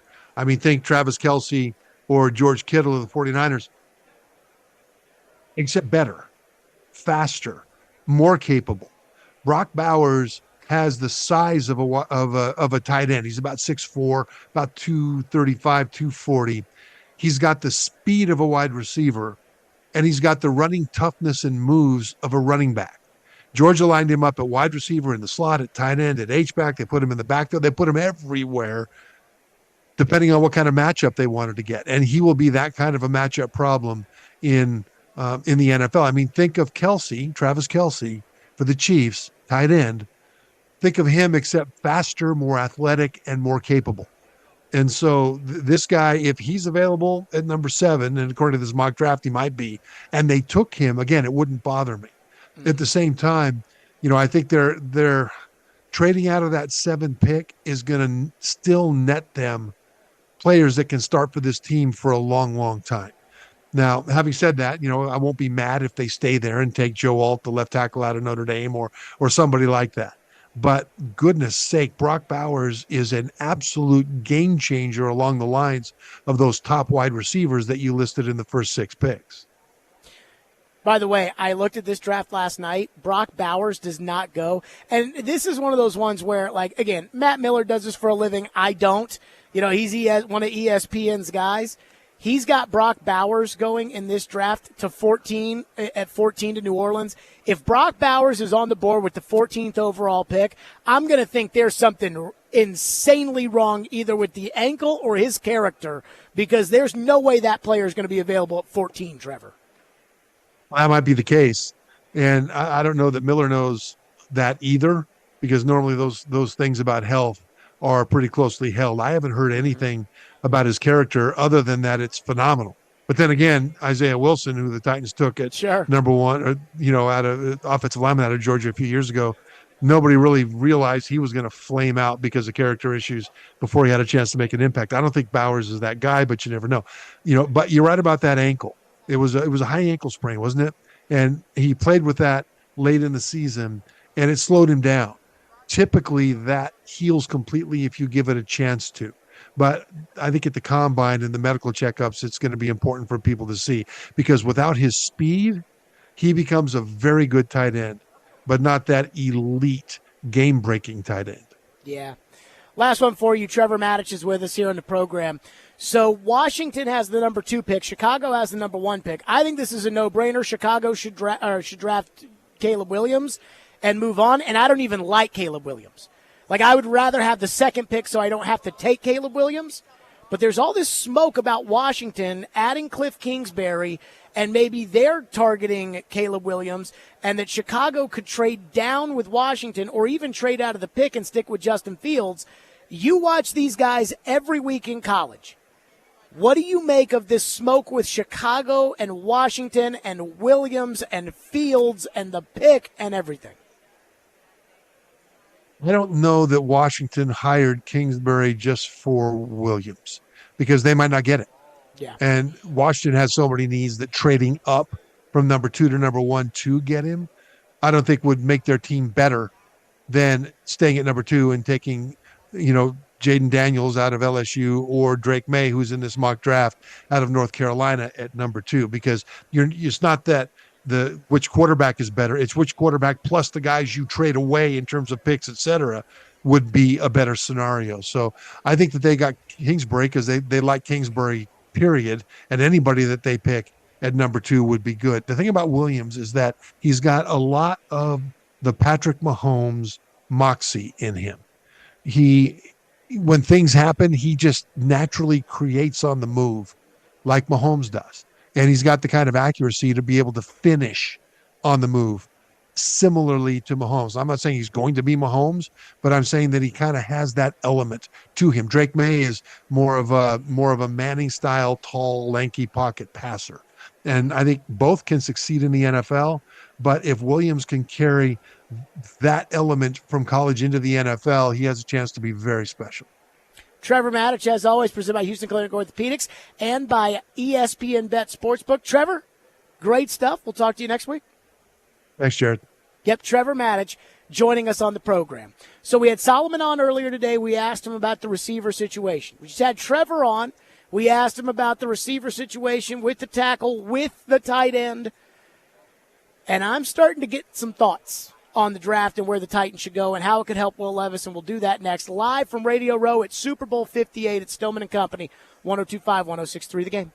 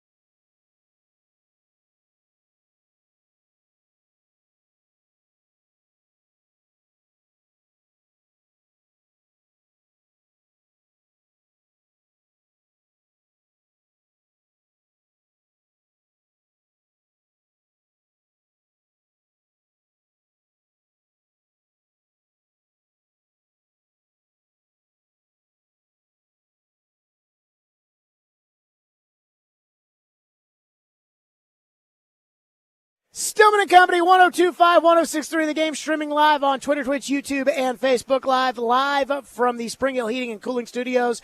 Radio Row, Super Bowl 58, Rich Gannon in less than 30 minutes, former NFL MVP, and it should be noted that when Rich Gannon won his MVP, and when Rich Gannon, with the Raiders, beat the Titans in the AFC Championship game and went to the Super Bowl, Bill Callahan was his head coach. And so he will sit down with us, and I bet you the first question I'm going to ask, I'm just going to say this. Callahan, what do you think? Go. And then we'll ask him about Levis and everything else, Rich Gannon, in less than 30 minutes. So we're just talking to Trevor about the Titans draft pick. And again, Jared from Spring Hill has blown up the text line about Brock Bowers. And I'm not talking about today. I'm talking about like over the last 3 weeks. Now, it's funny because the text line just refreshed in front of me as I was saying that. And the top text in the text line is Jared from Spring Hill. I mean, this guy never shuts up in the text line about Brock Bowers. And so I go back to this Matt Miller mock draft at ESPN.com. And he's going quarterback. Williams, May, and Daniels. 1, 2, 3. Now, I'm skeptical about Daniels, but I think you have to take him if you're sitting there with the third pick. I mean, I'm skeptical about all of them, including Drake May because he didn't have a great season last year. But again, if I'm Washington, I'm sitting there at 2, I have to take a quarterback. And so even if I am skeptical, I got to do it. I do understand everybody in Nashville wants the Titans to draft Joe Alt. Like, that. I mean, I get it. The offensive line has been terrible, especially at left tackle. And I've spent too much time telling the right tackle story to say that it's okay to ignore left tackle. I think we can all agree on that. And if Rand Carthon blows it at left tackle this year, and I know everybody's blaming Vrabel for what happened last year, but they won't if it happens again. Then they'll say, oh, no, you brought in Andre Dillard. You screwed it up again the next year. I understand that. But I keep going back to what Brian Callahan said. You know, when I asked him about Jamar Chase versus Penei Sewell, which is he believes in the elite touchdown scorers over the elite non-touchdown scorers, which takes me to Brock Bowers. If this mock draft is how this draft goes, quarterback, receiver, and I will take any of the 3, Harrison, Neighbors, Odunze. I will take that guy with the 7th overall pick, and I will not be upset. My gut tells me the Titans are better off trading out of the 7th overall pick, big picture, but not if one of those guys are there. And if 3 quarterbacks go, then the Titans will absolutely get either the chance at a receiver or at Brock Bowers out of Georgia. And listening to Trevor talk about Brock Bowers, who Jared from Spring Hill loves, he said he's better. That he thinks he's better than Kelsey and Kittle. And I keep thinking about when I went back and I listened to that old Jared and the GM audio when the Titans were doing the coaching search, and the old man was talking about how everybody wants an offense like Jared Goff. Well, and he said, well, Jared Goff's at home right now. And I got a giant banner in front of me, and I'm staring right at a picture of Travis Kelce. And I'm thinking about the 2 best tight ends in the NFL. There is no doubt that these 2 guys are the 2 best. I think Mark Andrews is probably 3rd in the NFL, but he is a very clear 3rd. Did I miss anybody, Ian? I don't think so. I mean, these are the 2 best. So right now, the 2 teams that are still playing that aren't at home are the 2 teams with the 2 best tight ends in the NFL. And so if Brock Bowers has the speed of a receiver, like Trevor said, the physicality of a tight end, and the ability to run with the ball like a running back, just like Trevor said, I might have to take that over an offensive lineman with the 7th overall pick. Because again, what Brian Callahan said, the elite touchdown scorers over the elite non-touchdown scorers. And I don't think you can argue in today's NFL that an elite tight end is not the same as an elite receiver. Because, again, look who's still playing. And for Levis to have an elite tight end, like, I think we can all agree that, Chigakonkwo, we can argue over whether or not Chigakonkwo is a starting tight end in the NFL. I do not think Chig is a starting tight end on a good team. But we can argue about that all we want. I don't think anybody is arguing that he is not as good as that he's as good as Brock Bowers. Or that, no, you don't need Brock Bowers because you have Chig. I don't think anybody is saying that. So, again, I really don't even think about it because I think of the Chargers, and I look at Keenan Allen, Mike Williams. They used a first-round pick on the receiver last year, even though I think he sucks. The kid out of TCU, who a buddy of mine that does analytics, said before the draft, he told me, look at his contested catch ratio at TCU. It's not good enough. He's not going to be any good. Maybe he's right. But I think the Chargers at 5, that's a foregone conclusion. They're going Brock Bowers. So I've never even really thought about Brock Bowers, really. But if he's better than Kelsey and Kittle, I think you have to take him. I think you have to take him, and you have to go into free agency and buy a left tackle, and you're going to overpay for somebody who may be good. It may be fine. Or you got to find somebody that wants a new deal somewhere for a rebuilding team and buy their left tackle. I mean, you got to do something. But I don't know if I turn down Brock Bowers. Because then I got Bowers and Levis, and I can build on that. Young quarterbacks love tight ends. Steve McNair loved Frank Wycheck. Lamar Jackson loved Mark Andrews. I just, again, look at the two teams that are still playing. If Brock Bowers is available, I'm thinking about it. I'm thinking real hard. 615-737-1025. We'll get to your phones on this. 615-737-1025. And Rich Gannon later this hour. Stillman and Company live from Radio Row at the Super Bowl. And Ian, did I tell everybody that all of our coverage here at Radio Row is presented by the Nashville Sheriff? The Nashville Sheriff is hiring correctional officers. Call 615-862-8170 or email kirk.hopkins@nashvillesheriff.gov.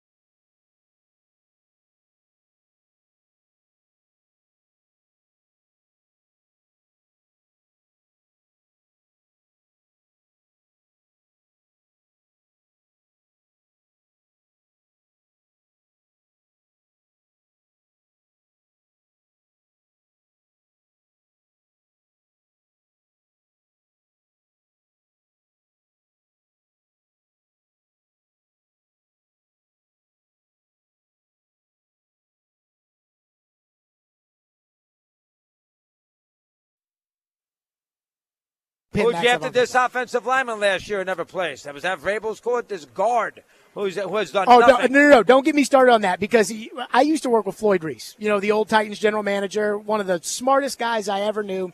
And he told me if you take a guard in the top 10, he ought to go right to the Pro Bowl every year and on his way to the Hall of Fame. John Hanna. That's not even – and like Quentin Nelson with the Colts, he's done that. He's in the Pro Bowl every year. Who's the guy that drafted this guard? So it's Vrabel and the current GM were collaborating. They did not tell anybody who had final say last year, and they collaborated on drafting the guard out of Northwestern. So Cawthon's got to take some hits for that. That's a horrendous pick. Everybody Horrendous. in Nashville defends it except for me, and I get yelled at every time I do it. You cannot defend that pick. You don't take an offensive guard with it. What number pick was it in the draft? 11. You don't take an offensive guard with the 11th pick in the draft. There you go, Mad Dog Russo on our show yesterday, and it was like I heard him say that. I was like, preach, doggy. Yes, finally there's somebody else out in the world who actually knows football. Who says, wait a minute, they took a guard with the 11th overall pick? Boy, Jack Hanna, that's throwing it back. So we're talking about the Titans in the draft. Rich Gannon coming up momentarily. And Texter into the text line says, I'm going to go out on a limb and guessing you would not draft guard with the 7th overall pick. No, I would not. That was like when one of the pregame shows, Chris and Derek were defending Skoronski and the pick of Skoronski and everything else. And look, I hope that Bill Callahan comes in here and makes Peter Skoronski Bruce Matthews. And I'm not ruling it out either because, Bill Callahan is arguably the best offensive line coach in the NFL. And so that is some serious clay to mold. He's not taking a guard with the 11th overall pick. Regardless of who's coaching him. I can go get a guard in the 4th round. He can coach him up and be okay. But, again, it's like, finally somebody else is out there to say, boy, I tell you, that was ridiculous. Let's go to your phone, 615-737-1025, and our phone lines are driven by WilsonCountyHyundai.com. One texter says the Lions got Laporta early in the second round, and thus the Titans don't necessarily need to use that high pick on Bowers. Look, I think Laporta is good. I don't think he's Kelsey or Kittle good. And there is a difference between good and Kelsey and Kittle good. And Trevor is saying that he thinks Brock Bowers is going to be better than both of them. Travis Kelsey is probably the second best tight end in the history of the NFL behind Gronk. And I don't think Bowers is as big as Gronk, but I do think that Bowers is kind of like when I watched the AFC Championship game with my dad, we were talking about Kelsey and Gronk, and I said, I think the kid from Georgia might be better than them. One texter says, I'm all for Brock Bowers, but is there any hope in Josh Wiley? He had good size, and you said he looked smooth in training camp. He did look smooth in training camp. I think the biggest knock against Bowers in the pre-draft stuff, or at least when they drafted him, and then I read what they had written about him pre-draft, was that he gets hurt too much.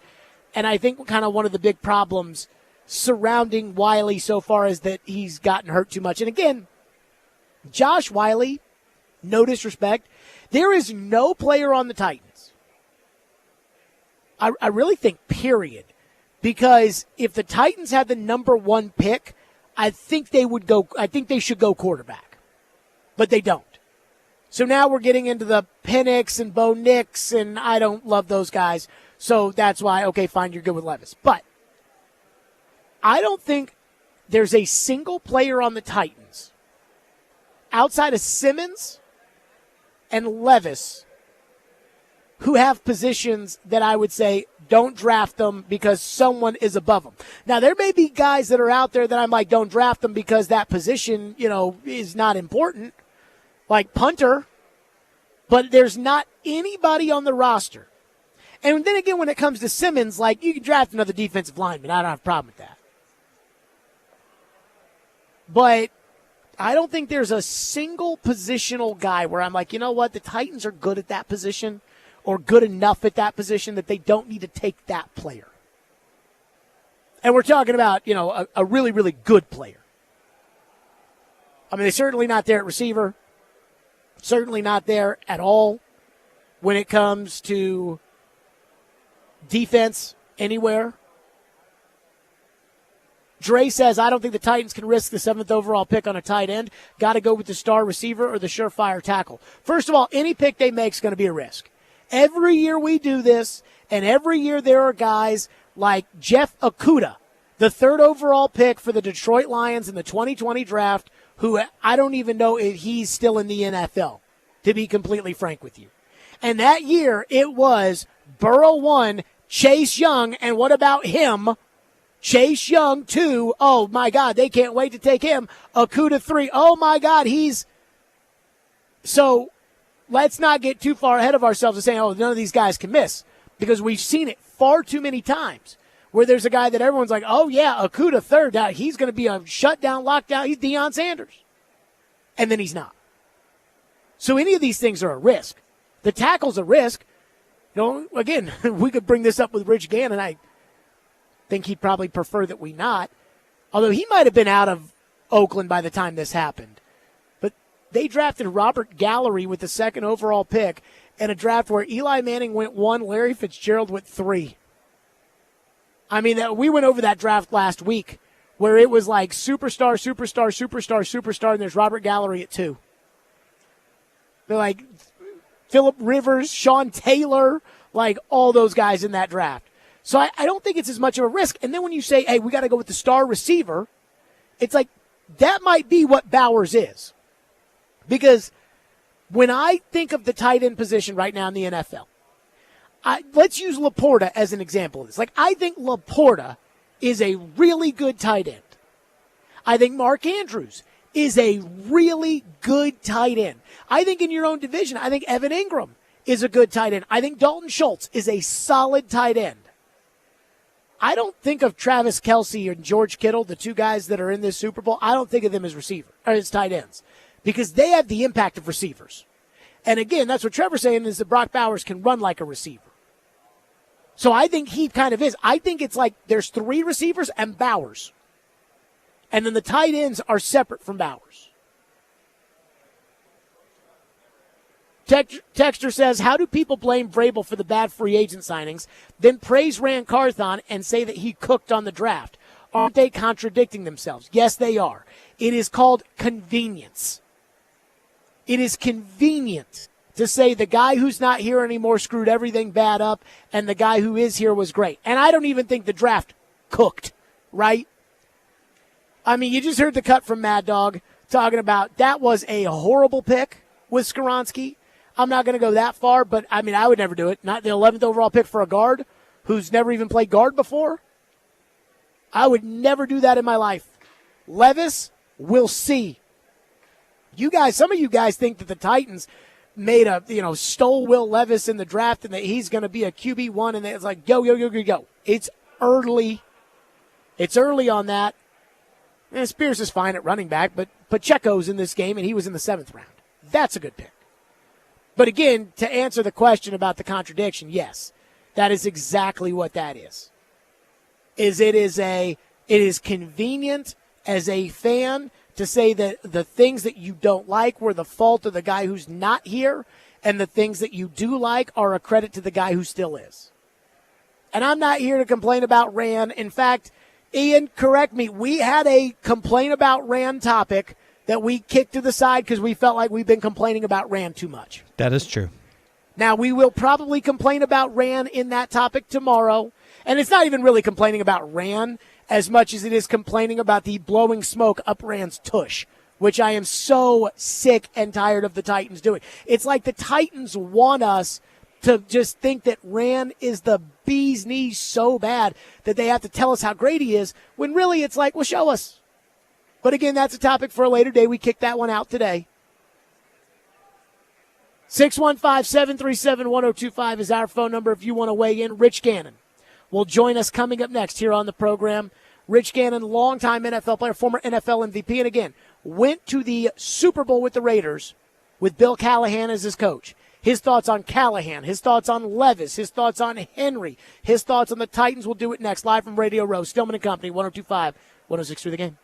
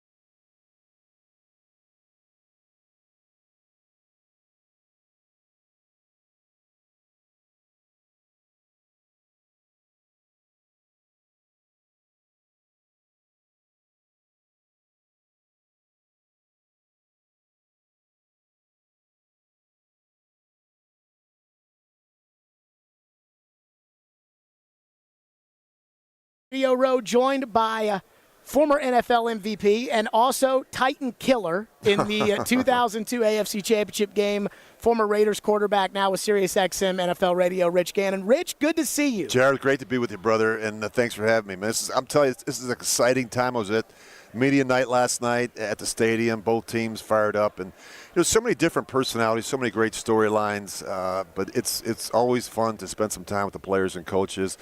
And this tune-up for the week, it's pretty cool. So I want to start with one name, as you know, here in Nashville, that you have a lot of knowledge of, and that is Callahan. So the Titans hire Brian Callahan, Bill Callahan, your coach in Oakland. I know them both well. So give me your thoughts. When I was with the Raiders, Brian was in high school, and Brian would come out to practice, especially during training camp and periods where he had off. And first of all, just a great young man. And, I got to watch him grow and develop, as a high schooler in college, and then got into the coaching profession and really worked his, didn't come in with a silver spoon in his mouth, really worked his way up through the ranks. And I saw him and Zach Taylor in Cincinnati before they drafted Joe Burrow, and these guys were doing it the right way. You could just tell how they were building a culture and an environment that was conducive to winning and teaching and really putting together a great football team. And so I'm so happy for him and for his success. I think he's going to do a great job in Nashville with the Titans. He's old school. He's blue collar. He's hardworking. He's tough. He's determined. He won't be outworked.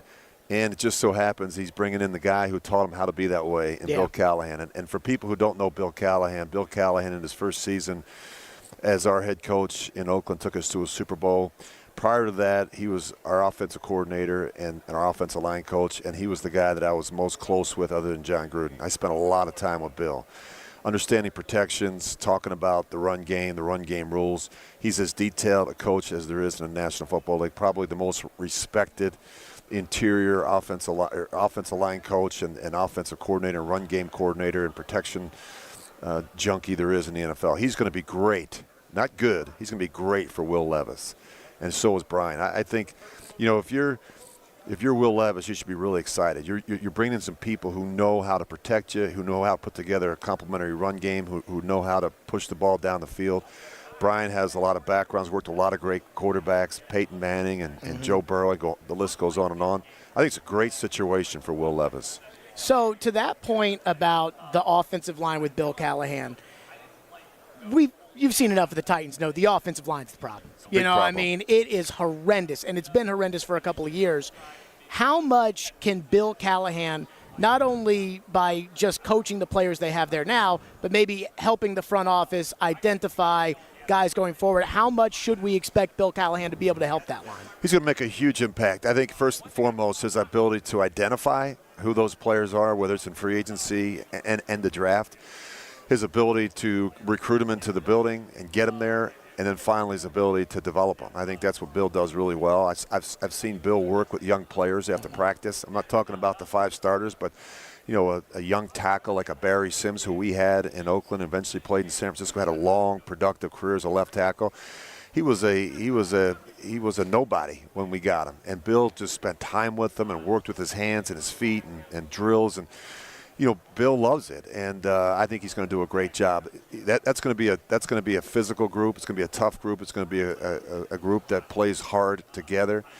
A group that takes pride in protecting the quarterback, a group that takes pride in running the football and dominating people up front. That's what I think he brings to the Tennessee Titans. Rich Gannon is with us, SiriusXM NFL Radio. You brought up Levis. What'd you think so far? What you thought of him going into the year and what you thought with that half season that he played?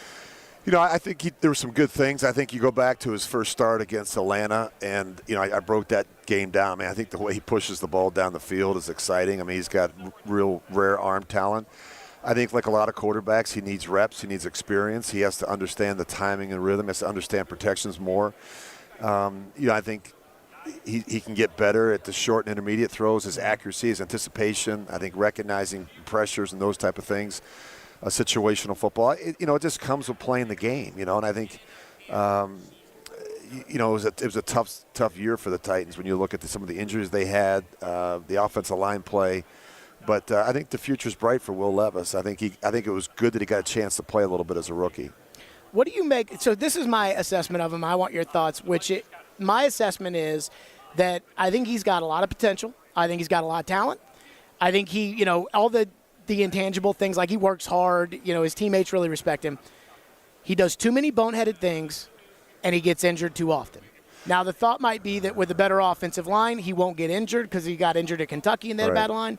And to your point about playing the game, maybe some of those boneheaded things will get worked out over time, but sometimes they don't. And that, I think, is going to be what determines his career. There has to be consequences for your behavior. If you're not going to protect the football, you're not going to play in Tennessee. That's simple. I mean, once he understands the significance of taking care of the football better and not making those reckless decisions, those poor decisions. Sometimes good players have this innate confidence in their ability to make a big play. And sometimes the best play, the only play, Jared, is throw the ball away, live for another down. I think, he has to learn that. The other thing is about protecting himself. He's a bigger guy. Feels like he can run with the football a little bit. He has to understand that the guys on the other side are trained assassins. Their job is to knock you out of games. And so, your best ability is your availability. He has to learn to protect himself, learn not to take the unnecessary hits. There's a whole coaching, a developmental thing I do on the quarterbacks in terms of, watch a guy like Russell Wilson slide. He's one of the best in the business. Watch a quarterback like Patrick Mahomes not take the unnecessary hits. Watch a quarterback like Josh Allen and don't do what he does. Leaping piles and turning back in when he gets outside the numbers to try and put his shoulder down and blow up a safety or a linebacker. That eventually will catch up to you. You won't make it through a regular season. So he has to learn to do a better job. But I think he got a chance to get his feet wet. I think he's really going to get this spring is going to be really important for him. He's going to spend a lot of time with that offensive staff, with Bill, with Brian, learning really how to play in this offensive system. Rich Gannon's with us. The draft, it looks like it's shaping up that there may be 3 quarterbacks go real early, and there are 3 receivers, and we know the Titans, after trading A.J. Brown, they need receivers, and there are 2 tackles. And with the 7th pick, it looks like the Titans will be in position to draft either a tackle or a receiver. You're the quarterback. What do you want more? The dynamic star receiver or the left tackle for 10 years you stick out there and never have to worry I'll take the left tackle. Really? Yeah, I think so. I think that that's a critical position. If you can find a great one and develop him and not have to worry about your blind side every time you drop back 5 steps or 7 steps, I think that's really important. I think that the foundation of a good offensive line is that left tackle. A guy that is your most athletic, your best pass protector, and I think that would be a great place to start. I think there's other ways to attack the wide receiver position. I mean, losing A.J. Brown was critical. I mean, that was just you give away your best player, and he goes and is having great success in Philadelphia. I don't want to criticize what's happened in the past, but I think those are positions of need. But I think I'd start with the left tackle. What do you make of Peyton Manning saying at the Pro Bowl, Derrick Henry's a free agent, and Derrick kind of had his goodbye message for the fans, but has left open the door that maybe. And I don't know what the market's going to be like. There's a ton of running backs that are going to hit free agency this year. Derrick is a very specific back, but Peyton Manning said at the Pro Bowl that Brian Callahan and Bill Callahan would love Derrick Henry and that Derrick Henry would love them. What do you think about the future with Derrick Henry and the Titans? And should they stay together? Should Derrick try to go somewhere else? What do you make of it? Well, when I was with the Raiders in 2000, we led the National Football League in rushing. Bill wants to run the ball, and I think Brian does as well. And to have a back like that would be awesome. I think both sides have to get together and figure out a number that makes sense. I think Derrick is a guy that there's certain things he does really well. There's certain things that he's not as comfortable doing. I think certainly. He's not going to do a lot for you in the passing game, but there's certainly a need for a back like that can move piles, that can wear defenses down over the course of 4 quarters. I think they'd love to have him, but it's got to make sense for both parties. And I think what he's going to find out is that running back market in free agency is not what it used to be.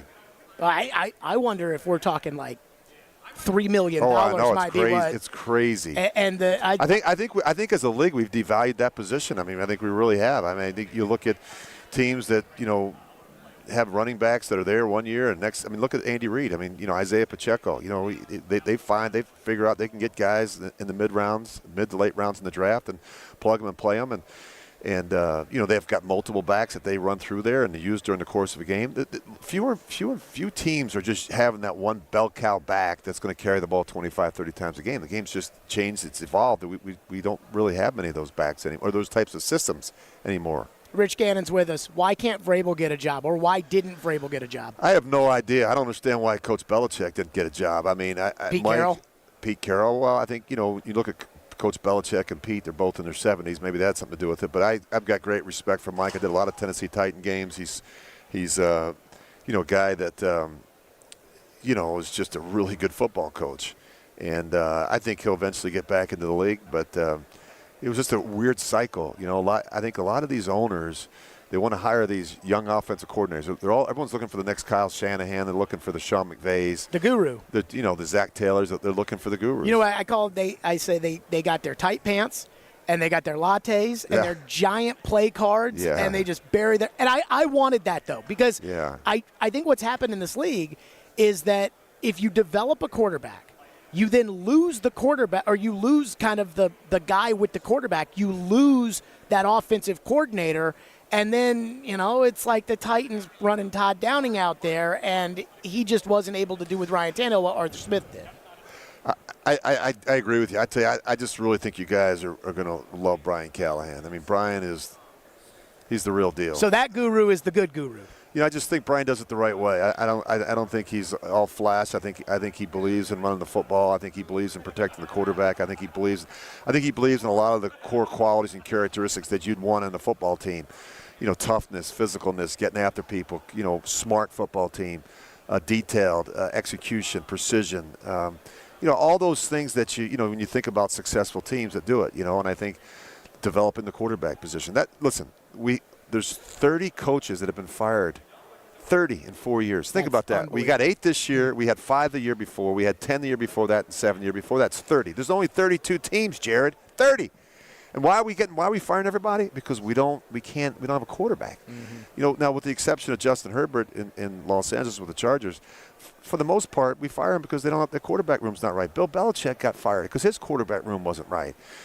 So I mean, you look at the quarterback position, that's so important. And if you can't develop that position, you're not going to be a head coach very long.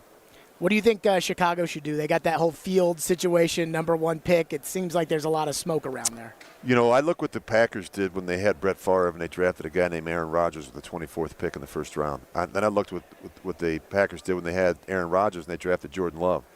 I think the Bears have to draft a quarterback. There's no question about it. They have to go out and get a quarterback, even if they decide to keep Justin Fields. They have to let it play out. Look what the 49ers did. They had Jimmy Garoppolo. They drafted a quarterback in the first round. That didn't quite work out. They took a quarterback, the last pick in the draft, and now he's the starting quarterback in Super Bowl 58.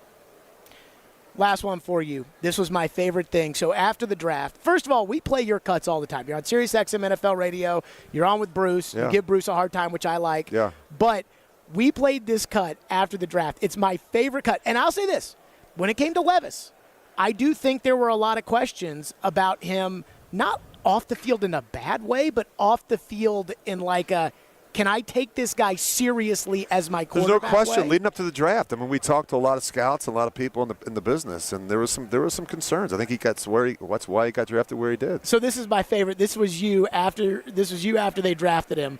I think a little bit more humility would have helped him. He's got an amazing family. Obviously a beautiful mom and sister and girlfriend.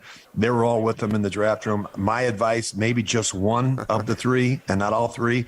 I mean, he came off looking a little bit like, this Don Juan, like, Joe Namath. I got, these 3 lovely ladies on my side. And again, I'm not trying to suggest that it's not okay to have your mom or your girlfriend, your sister. This is a big moment for these players. It's my favorite because I can only envision the conversation of, and again, NFL teams, like, it doesn't matter what's politically correct or not. The scrutiny is incredible. But the idea of, Abby, we're going to have to leave you at home because you're too hot. I'm like, so, if his mom was ugly, yes, would it be okay? But in all seriousness, we did laugh. We had a good chuckle about that.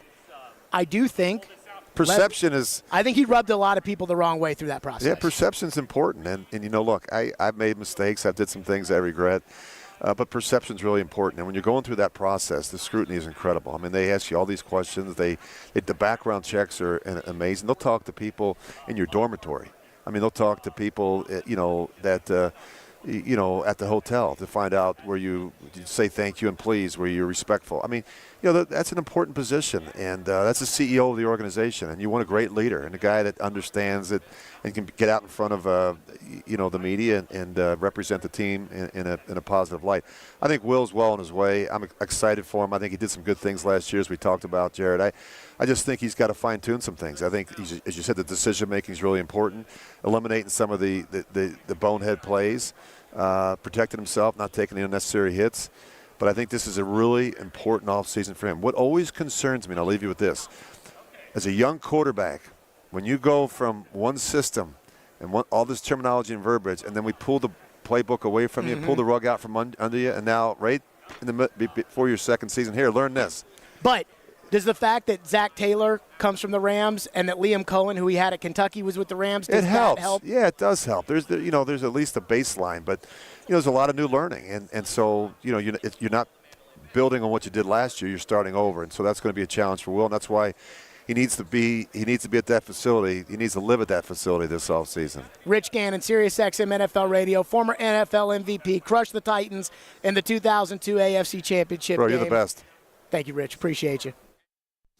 MTSU basketball.